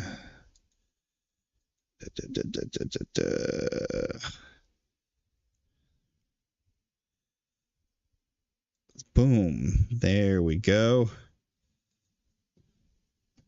And let's play. Russia, Senpai, who has now been termination from Hololive. Russia's fans got lost in the parasocial sauce. Cover Corp, the management behind Hololive, Tweeted notice regarding termination of our contract with She never held a graduate. I don't know who just about any of those peoples are. I heard Rev's voice. Stream. Since her debut in 2020, Uru Harushia has been one of the most talked about VTuber of the last few years. Either absolutely adored or absolutely loved, she has been one of the most controversial figure of her time. Many siding with or against her, her career has been riddled with ups and downs since the very start, and to this day continues being controversial. In many ways, she's popularized many aspects of VTubing that we see today, and she's still solidly holding her top spot as the most super chatted VTuber of all time, and she hasn't worked as Uru Harushia for over a year. Her story will forever be etched in VTuber history as having one of the most climatic and dramatic ending. Everyone remembered the day Rushia was terminated, and for most people, her story served as a cautionary tale. And that's why in today's video, we're going to get to the bottom of it. Starting from the very beginning to her after Holo arc, we'll look into everything so you can make your own opinion. As a little side note, her past life / present lives are no secret, and that's why we will talk about them in this video. And she wants people to go to her channel. If you already know her origin story, feel free to skip to the later parts of the video as we've divided the video by chapters. And for those who intend to stick around, don't forget to subscribe to the channel for more VTuber deep dives and video essays. We've also recently opened up a channel membership, so consider dropping a membership to support your favorite channel and have your name displayed at the end of my next video. Now, back to the story. Uru Harushia got picked up by Hololive 3rd generation GP branch as a cute little necromancer girl. She debuts on July 18th, 2019, right before a global pandemic that would greatly affect the course of her career. And while most businesses suffered during that time, the internet economy was thriving. Her soft Yes, it was. mixed with her sudden bursts of outrage or meltdowns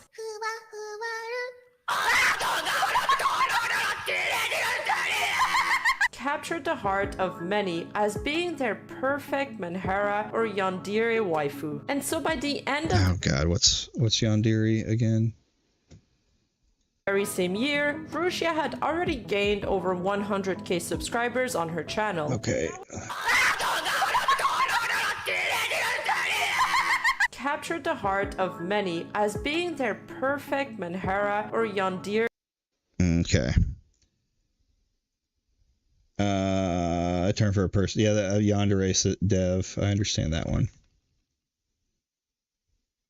Manira is a Japanese slang term referring to people that are suffering from mental illness or in the need of mental health care. It is derived from the words mental health. Okay.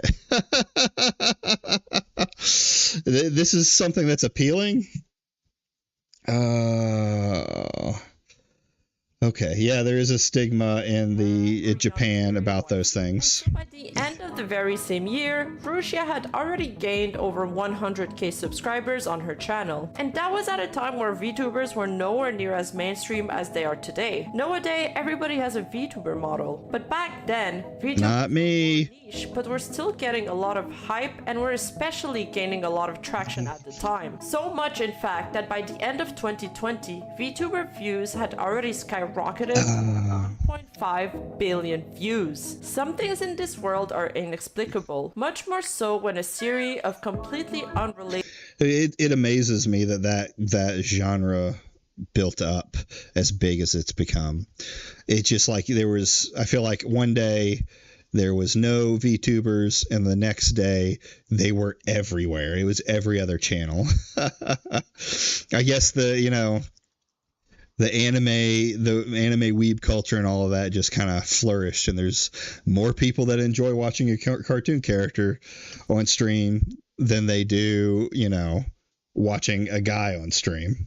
And random event somehow come together in such a peculiar way that they somehow end up altering the course of someone's life. That's what Uruha Rusia experienced, a VTuber who became a star and an icon thanks to a combination of elements. The pandemic, the VTuber craze sparked by Kizuna Ai, the worldwide expansion of VTuber agencies, and her own remarkable personality all played a part in her achievement. Rusia is an extremely, and I can't stress this enough, extremely talented voice actress, capable of playing up a part if she feels like her audience is responding to it. She became notorious for her unique high-pitched voice and expression that contrasted with her loud screams when she got angry or scared.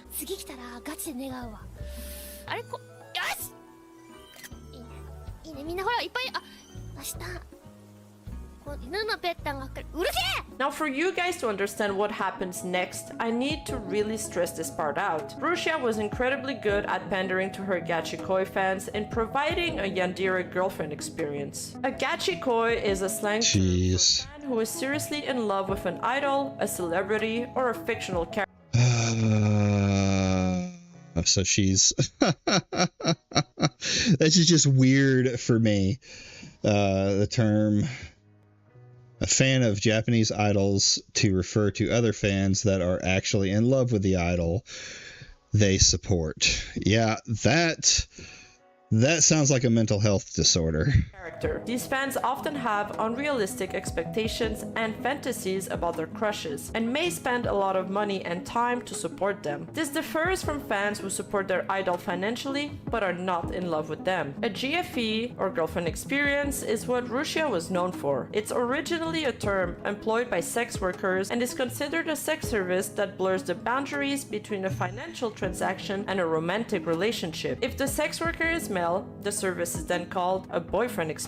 In some places, okay, you can even I've heard things like this, like they don't like it's not prostitution like it is in the United States. I don't know if it ends in sex or not, but it's like the experience is what you're going for, which is I don't know if that's worse.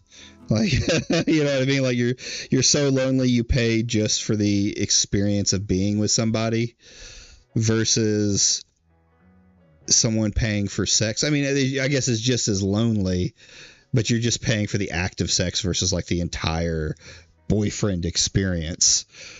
Rent a girlfriend or a boyfriend for a day. But as interesting as this subject is, we don't have time to get into that in this video. In the context of VTubers, a girlfriend experience is most commonly provided in the form of regular roleplay or roleplay ASMR, where the talent roleplays as some kind of girlfriend or boyfriend. And Rusia pandered to her fanbase by playing into the Menhera girlfriend role, and just plain acting yandere on stream. ASMR. Acting usually overly attached, jealous, and possessive to allure the kind of fans that feel the need to protect her or fix her.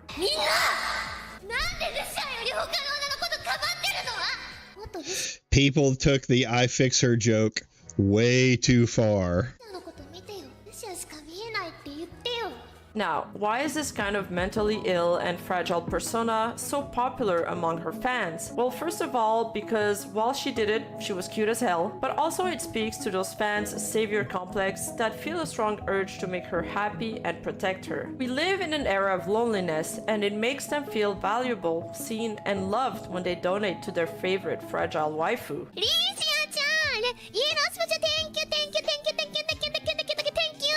More so, that type of behavior is often encouraged in VTubing spaces. I want you to scream for me. Is this all you can do for me? And donating, especially large amounts, is usually cheered on and appreciated not just by the creator, but by their peers. And boy, did they donate. During her Again, like, it's a weird concept for me. But I guess I missed the loneliness epidemic age by, I don't know, a decade or two. But like the idea of, I don't know, you're in chat, there's 100 people, or, you know, there's hundreds of thousands of people in chat with you, and you're talking to this person like they're your girlfriend or your boyfriend. It just sounds weird. 3-year tenure, Uru Harushia managed to become the most super chatted streamer of all time, breaking records in 2022 with her shattering 1.6 million revenue in super chats alone, a record she still owns to this day. However, everything changed on February 9th, 2022, when Rushia accidentally leaked a Discord message on her stream that revealed that she was friends with Mafu Mafu, a famous Japanese singer and producer. The message said that he was heading home. I'm finished with my streams and I'm getting ready to come home, Michan, which some people interpreted as him living with Rushia or being in a relationship with her. This sparked a huge backlash from some of her fans and aunties, who accused her of lying about being single and cheating on them. They also harassed and threatened both. Yeah, this is what happens when you cultivate this kind of audience. If your whole thing is about being there for them, their boyfriend, their girlfriend, any stuff like that. I mean, even in the the God, OnlyFans or any spaces like that, you're going to end up getting a lot of hate if someone finds out that you're dating. I've heard this was even worse with idol culture to begin with, and I imagine a lot of that idol culture from Japan made its way into the VTuber space. Rushia and Mafu Mafu online, spreading rumors and false information about them. Heartbroken fans flocked the internet to show their broken Uruha Rushia paraphilia and merch now destroyed. Jesus, like hold on. I'm all about being a fan of something, right? But look at these rooms, like your entire wall, and you're destroying your own house. I've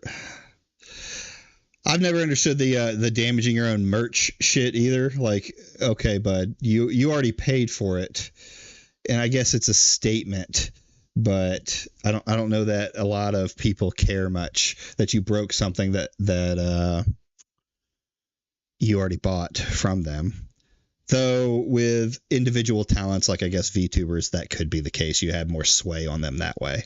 Now destroyed. Mafu Mafu quickly took to the internet to respond to the situation, apologizing for causing misunderstandings and clarifying that he was just friends with Rushia and did not live with her. He also asked people to respect their privacy and stop spreading lies. However, this did not stop the hate and abuse from continuing. As some people it usually doesn't.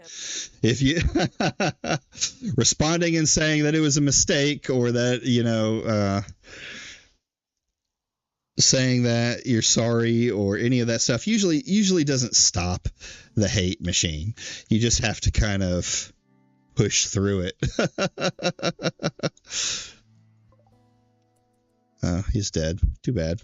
him or even accept his apology. It's important to note here that Mafu Mafu also has a hugely parasocial fan base and is an extremely popular singer. みんな結構さ、なんか多分マフマフの視聴者さんって女性が多いっていう印象が多いと思うんですよ。ここにいるコメントしてくれてる人もさ、女の子の名前の人多いじゃん。And if you guys don't know what a parasocial fan is, I recommend watching my video on parasocial relationships that I'll leave in the description below. Parasocial relations are a one-way relationship where one party isn't aware of the other party's existence. The idol culture thrives on parasocial relationships, and by packaging its streamers as idols, I think a lot of streamer culture, a lot of YouTube culture depends on parasocial relationships. It's probably harder. Like, I mean, you've got people that actually buy all their merch, so there's definitely a stronger parasocial relationship between the fans and these VTubers.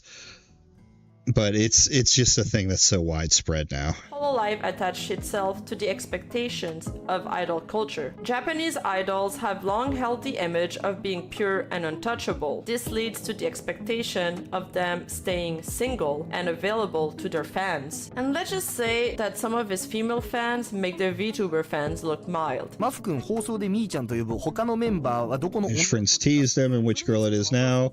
As a Mafu fan, what did you think I was talking about? Please don't talk about it.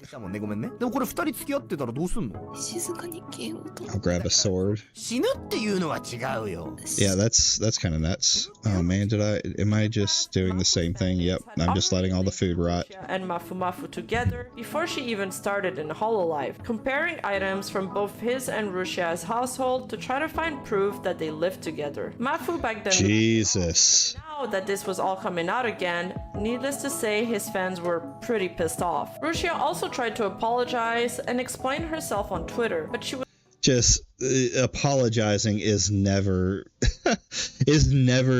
a good way to go.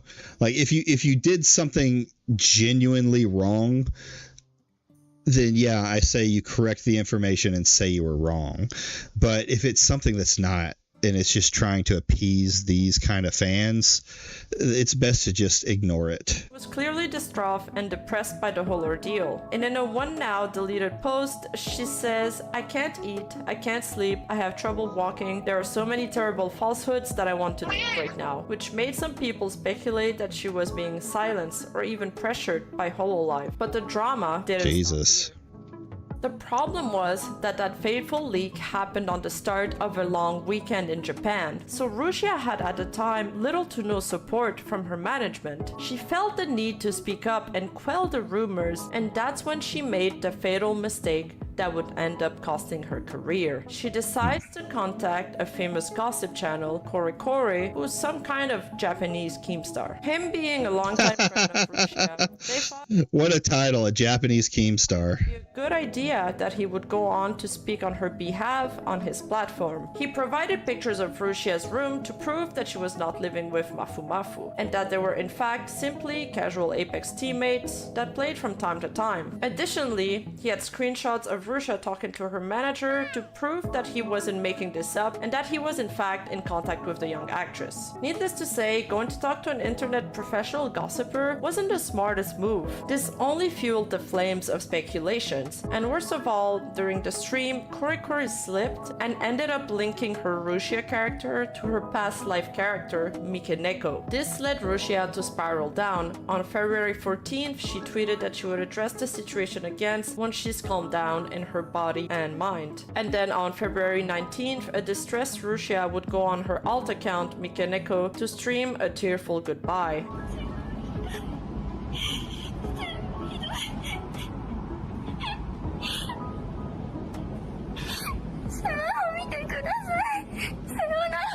A few days later came the final. That's I don't know. They had terminated their contract with Rusia. I don't like crying on stream. Just like say you're done and leave, I suppose.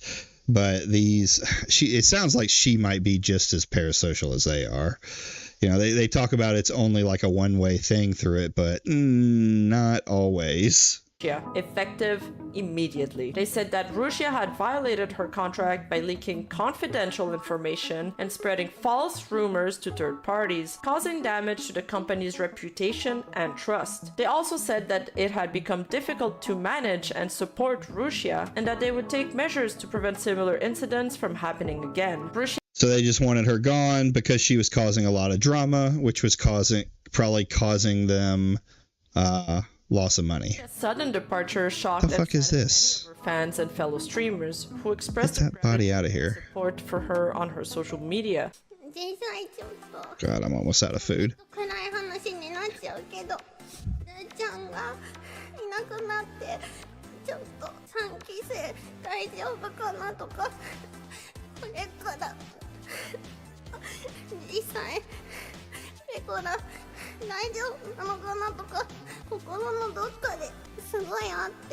I even remember Hololive gathering their remaining VTubers together to reassure people. However, some fans also criticized Russia for her actions and questioned her honesty and integrity. Even more so after a leaked message showed Russia proclaiming, "I will ruin them all." This leak made her lose the support of some of the Hololive.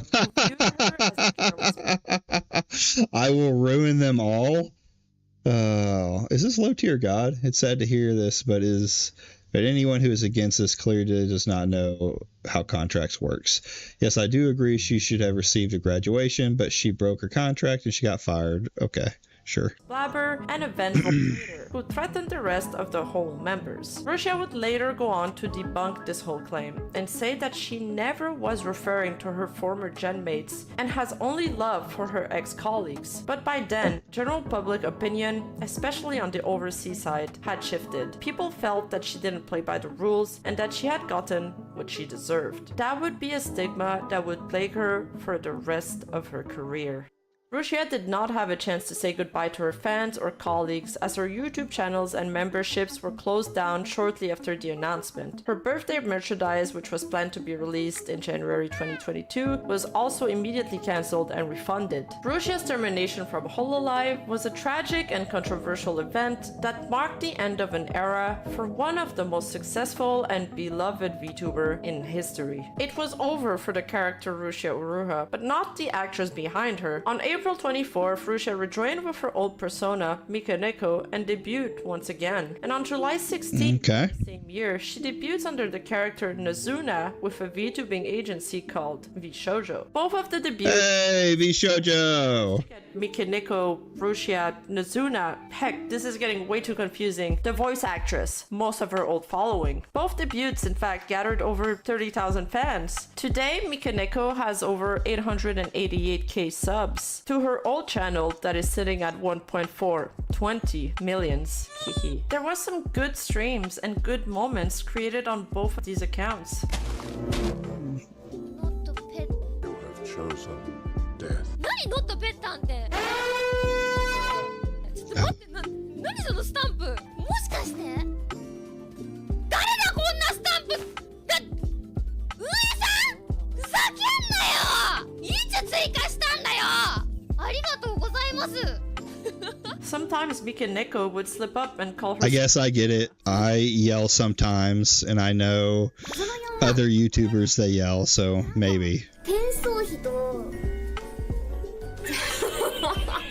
But it seems she gradually started caring less and less about her Nazuna character and seemed to prefer her Mikaneko channel. Whether it be for financial reasons, because that channel is performing a lot better than the Nazuna one, so it could be grossing more revenue, but it could also be for the fact that she simply prefers her Mikaneko persona.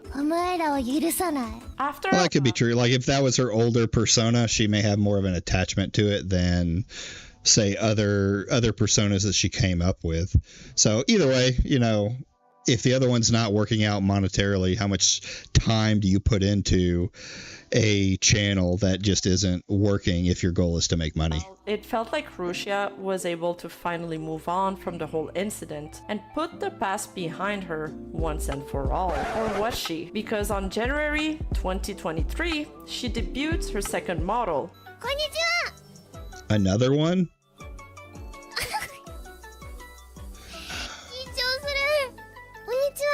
Her second model was illustrated and conceptualized by the artist Yasuyuki, the same artist that had designed Rusia. It seemed wherever she went, controversy would follow, as she had developed by then a sizable group of antis. Some of them going as far as posing as Mikeneko in order to scam accounts in Genshin Impact. This event sparked some discussion in her fan base about her having to take accountability and step up in her role as a leadership in order to keep her community safe. And okay, I want to do something between her and the VTuber Delutaya. To give a brief summary, Mikeneko and Delutaya are two virtual YouTubers.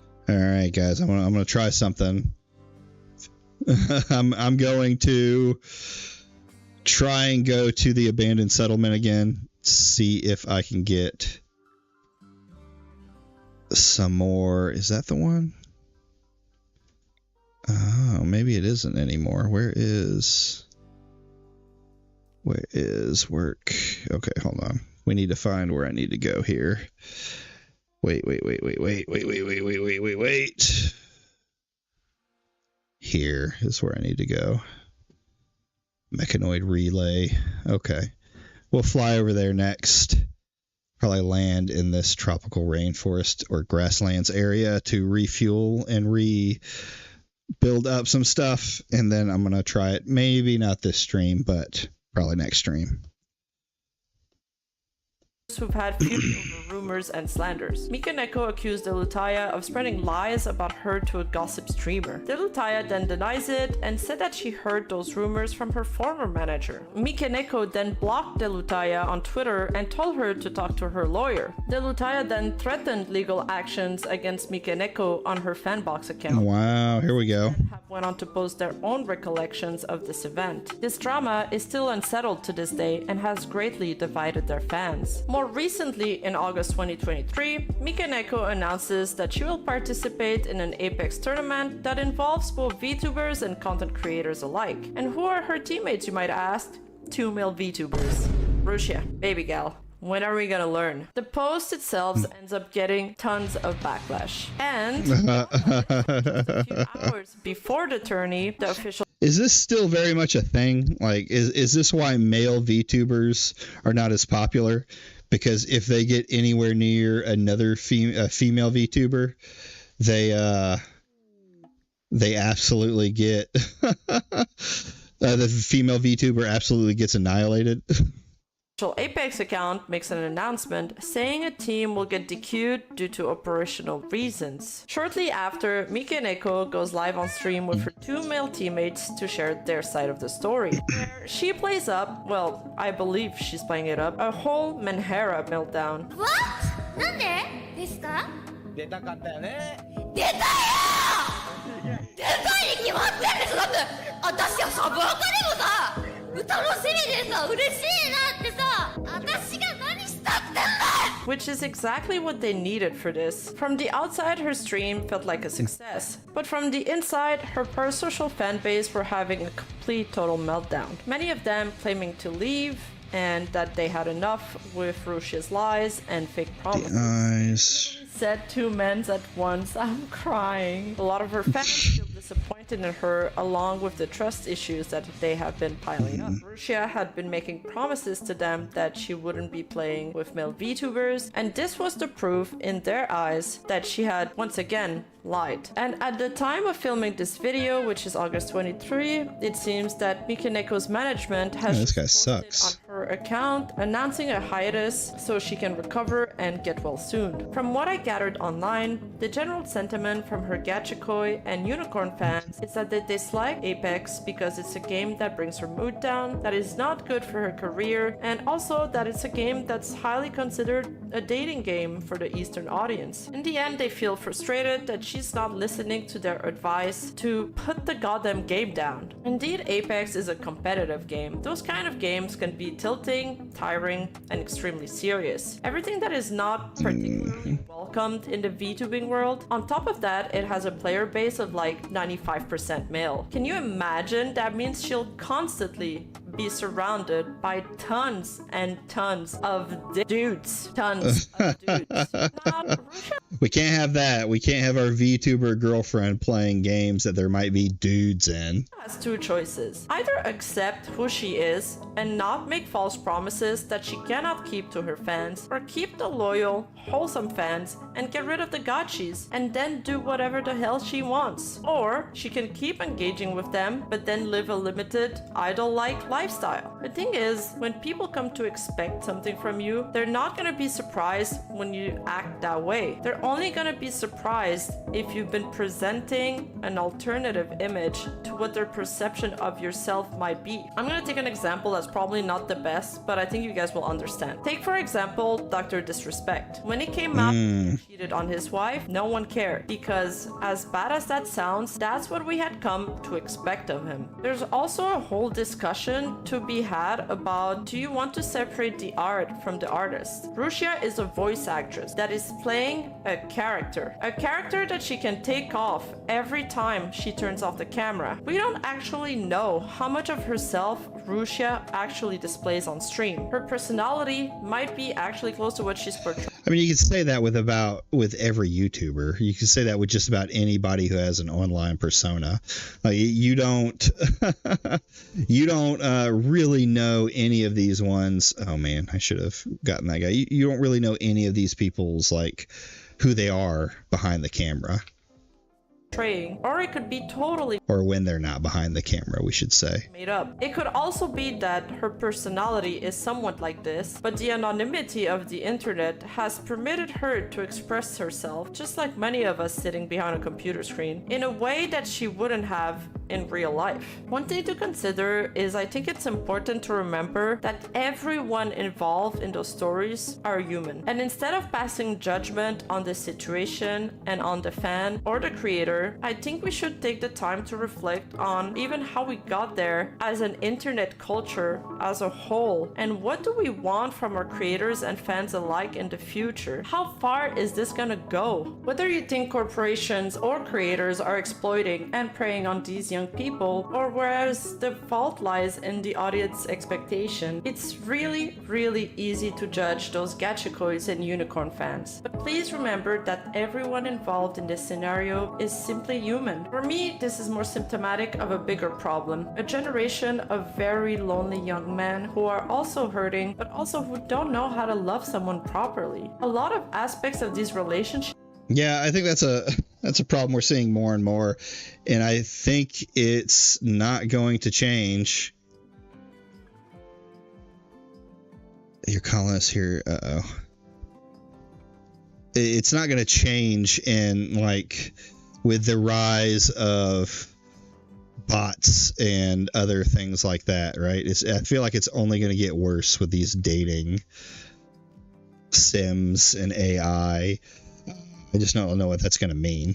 Are similar to very abusive relationships. Over jealousy, the desire to isolate someone from certain people, possessiveness, and the big emotional outbursts that come with it, whether they be positive or negative. All of these traits are frowned upon because they're usually the warning signs of a toxic relationship. It's either that, or they see these idols simply as product, and now they feel like their product is being defective because they can't self-insert in the made-up story they paid for. One thing I will add on this subject is that we can't know for sure how many of these toxic posts are written by her fans and how many are written by aunties who are there simply to stir the pot. That's definitely a theory worth entertaining. But still, it was pretty disconcerting for me to read how some of those fans would compare her to a dog, or how some people claim that they paid her to do something so she should simply do it. So for those people, let me just reiterate something. A tip or donation is simply that, an extra to say thank you, I appreciate your content. And in no True.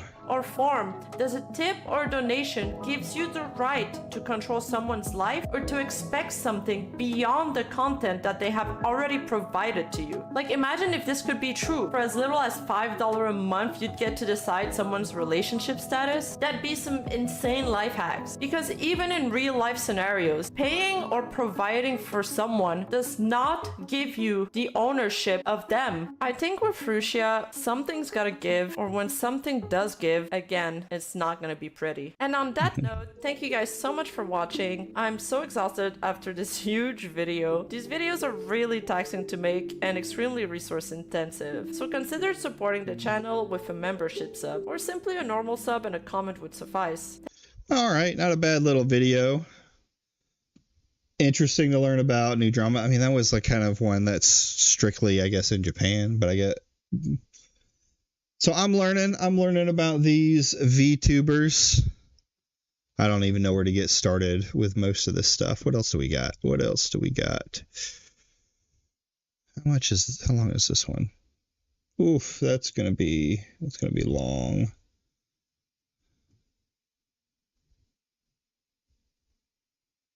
Rima. Oh, this one's about Rima too.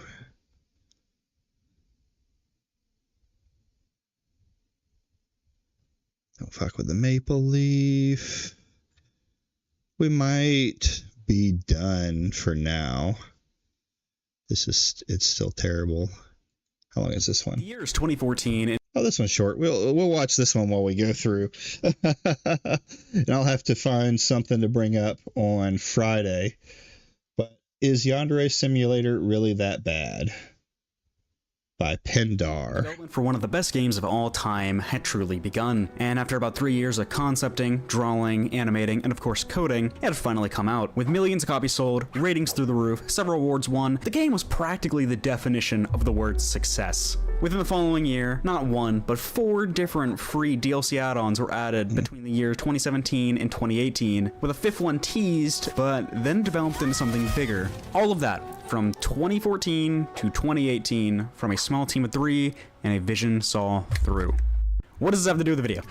It's because Yandere Simulator is still in development, despite also starting in 2014. It only got its official demo as of 2020, 6 years after the initial momentum the game had gotten. There's no way you have... I mean, this comes down to a difference in work ethic is really what it is. Like, these 3 guys probably also had more of a... What's the word? More of a... more skilled than Yandere Dev. He was like a new coder altogether. Doesn't change the fact that he's not doing the right thing to get it all taken care of, but... haven't heard or seen this game at some point, it is the topic of controversy, especially about a year or so ago, and if you have no idea what I'm talking about, then thanks for watching your first YouTube video in about a decade. Hi, I'm Pindar. I play video games, whatever. We're going to talk about the game that has hurt me the most as of late, and that is... like invincible title card, I don't know. Now if you look up this game, you'll mostly find stuff talking about the developer being absolutely disgusting and how the game he's been working on for 11 years is still absolutely garbage. I remember years ago I loved watching Markiplier's Let's Play series on it and the Vegeta plays from Team 4-Star, and the game just seemed promising. A little rough around the edges, but that was to be expected. A tad weird, but that it still could be fun. So I, the fool of us all, asked the question, how bad is it really? And so that's what this video is about. How bad is Yandere Simulator, ignoring the developer, and trying to go off just the game itself? So throughout this video, I'll be talking about the gameplay and the mechanics, and what this game overall has to offer, and whether or not it was bad, good, or if it made me just want to end myself, with an overall review of the game as a whole at the end if you're interested. And with all that done, I'll stop yapping, and let's go ahead and get to me yapping. If you somehow don't know anything about this game, just honestly, bravo. But basically, you're a psychopath girl who just really loves her senpai to the point that she won't let anyone else have him. Every week, there's a new rival who likes and wants to ask out your senpai, each with different likes, dislikes, school schedule, etc. Obviously, you just can't let this happen, so you have to stop your rival from asking out senpai through any means necessary. Now, there's actually 2 game modes, and one of them is where you play as the main character's mom back in 1980s. But for the bulk of this, we're just going to talk about the main unfinished game because most of the mechanics just overlap. You know, let's just go ahead and get started on that. One, it's been 11 years and there's only 2 of 10 rivals. That's like 5 years of development per rival. I was 7 years old when this game came out and I'm an adult now and it's still in development. It says it will be done in about 2 years and I don't believe it. Okay, with that out of the way, let's go ahead and talk about the actual main part of the game. The title screen UI. I think it's actually rather well done, and overall, the game just doesn't look awful. It's definitely resource intensive, but yeah, it definitely looks like the art style doesn't seem to be bad for comparing to anime games. Certainly seen worse games, and especially if we compare to how it looks now versus back when it was first getting really popular. Oh boy. I also think that this intro cutscene isn't actually all terrible. Like, the voice acting's it's okay. The cutscene doesn't look super terrible, even though it hurts my eyes. But then we get into the actual game, and that's where about everything goes downhill incredibly quickly. Here's your tutorial. Yep, it's just a checklist that took me 45 minutes to get through. Literally a huge chunk of this could have just clump it together, ta-da, boom. And the quote-unquote final test only goes over the first couple of things, really.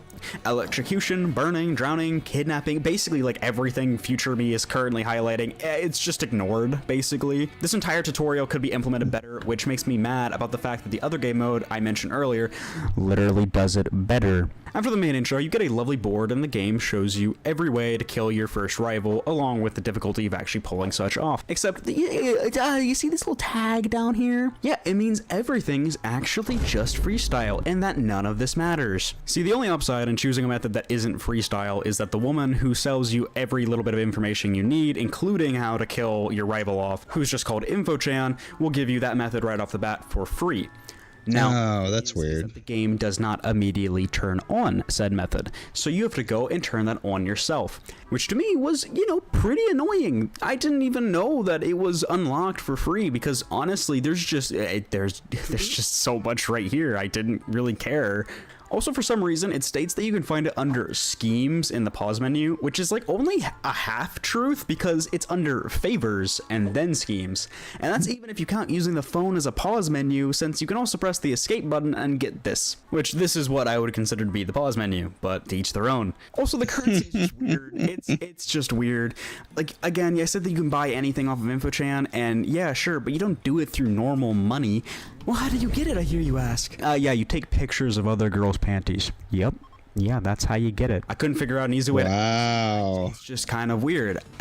Also, for some reason, when you actually spend the currency, it doesn't make a noise or anything. It just takes it away. Which brings me on to the next thing I have to say, and that's that this game literally sucks at guiding you. Because first off, the game just throws all of this information at you. Like, seriously, holy yap. And second, the steps are not automatic. You know, most games are like, wow, congratulations, you did what we told you, here's the next step. Yeah, no, Yandere Simulator says, screw you. You have to press E plus Control or E plus Shift to go to the next or previous step, which whether or not you did such right, not to mention that the game also just shames you if you turn off InfoChan's hints, which are basically just the same hint every single time. I literally swear to God. This poorly ties into the game's UI because I can't think of a better transition, and I have too much to talk about. You know, a bit ago, how I said the title screen was actually pretty good? Yeah, that's about where my props to the UIs end. While I do not doubt that some people could literally care less and think that it's fine or even good, I do not agree with those people. The game's overall UI is just bland and uninteresting. The UI for talking to students also just feels cluttered and strange, and in that entire tutorial Dude, that does look crazy. Like, what is all of this stuff around here? A panty bonus? Negative remark, positive remark, compliment, show off, give money. I mentioned that I took 45 minutes on. It does not, in fact, go over how to talk to people. Hey, editing Pindar here. Jeez. Yeah, no, it did explain how to socialize with people. I'm kind of just stupid. We're gonna retcon that I said that, okay? Cool. However, though, it is really, really boring to talk to people in this game. Essentially, you just get a handful of options, and you can choose to talk to people, which gives you this. That seems like it would be a core part of this game, is trying to learn. You're trying to investigate and learn information about your rival so that you can kill them. Investigation is kind of the highlight of it. Just another terrible UI with a bunch of junk, and you can give people a positive or negative remark, which depending on their own opinions will make them more or less of your friend, along with affecting your reputation, which is a different mechanic. We'll get there, just be patient, okay? You also have the option to compliment the person, which I don't think I've ever told someone how sinister they are, or, you know, instead of going, wow, you're so pretty, man, you're attractive, you know, saying that you're a victim instead, but whatever. The problem with these is that it's just so generic on the likes and dislikes of people. rival. Oh, you're in the music club? Oh boy, I love music. I hate violence. You're in the martial arts club? God, I love it. I hate video games and anime, by the way. Then you just sit back and you watch how they talk about how you have so much in common. Basically, it just boils down to you say, oh man, I love whatever your club is. And honestly, you could probably just say that you hate violence and they'll probably like you. There's a couple of variations occasionally, but honestly, the overall interactions are just a drag. Compliments are also really weird because, you know, I'd think that the club leader for the martial arts club would appreciate an attractive, popular girl saying, oh, how strong he looks. But yeah, apparently not. Like, I don't know what these people like anymore, man, but I know that you would like to probably see my future videos if you made it this far, so, you know, subscribe. It makes you look cool. Okay. All right, let's continue. Lame. People is to raise your reputation, which the only point in raising reputation is that the more people like you, the more effective your gossip will become. And also, if your reputation gets too low, then senpai hates you and it's game over. However, the most fun part about reputation is the fact that it's practically pointless in almost every single way possible, since you don't need it for most of the kill options. See, talking to people can also make them become your friend, which would give a reason to doing such, but, you know, you can also just press this button, do a small task for them, and then boom, they're just your friend. So something like kidnapping, which requires a person to be your friend, can be achieved pretty quickly, actually. Speaking of kidnapping, one praise that I will give is the sheer number of ways to kill your rival. Like, there's a decent amount of options that you can choose from something as simple as stabbing, to drowning her, to crushing her, having senpai just reject her, or have the entire school bully her to the point that it turns into a worse Doki Doki Literature Club. You know, let's just go ahead and get to the rival. Essentially, you have 5 days to kill your rival before she plans on asking out senpai on Friday. Now, you can't just whack her mob style for some reason, because the first of only 2 rivals of what is supposed to be 10 has a best friend who's apparently just... Now, due to the fact that she's always following your rival, she is always a threat. Literally, you cannot take out your rival without her best friend taking you down immediately after, if you even get to that point. She's always going to be a threat until she's taken care of. Now, you can also buy the way to take care of the best friend via InfoChan, and honestly, I think taking care of the best friend would be impossible without her, which I think is a problem on its own. However, I don't think that the rival having somebody that you have to actually plan to take care of is not a terrible idea, and I don't have an issue with it. It forces you to do something other than just walk up, stab the rival, hide the body, and leave. Could it have been implemented better? I mean, yeah, but that's kind of everything in this game, honestly. But the concept is awful, and several games have some sort of variation of this, such as Breath of the Wild, which has the Great Plateau, which forces you to learn the game's mechanics before you can go and... Oof. I'm getting tired. This is okay. Basically saying, like, yeah, Yandere Dev sucks because they haven't really put a lot of thought into it, and he's a new developer. Definitely not as great as, you know, other games that have small development teams, which is a tale as old as time. So anyway, guys, I want to thank you for coming by. If you get to the end of the video or end of the stream, like and subscribe, and I will see y'all on Friday for the next stream.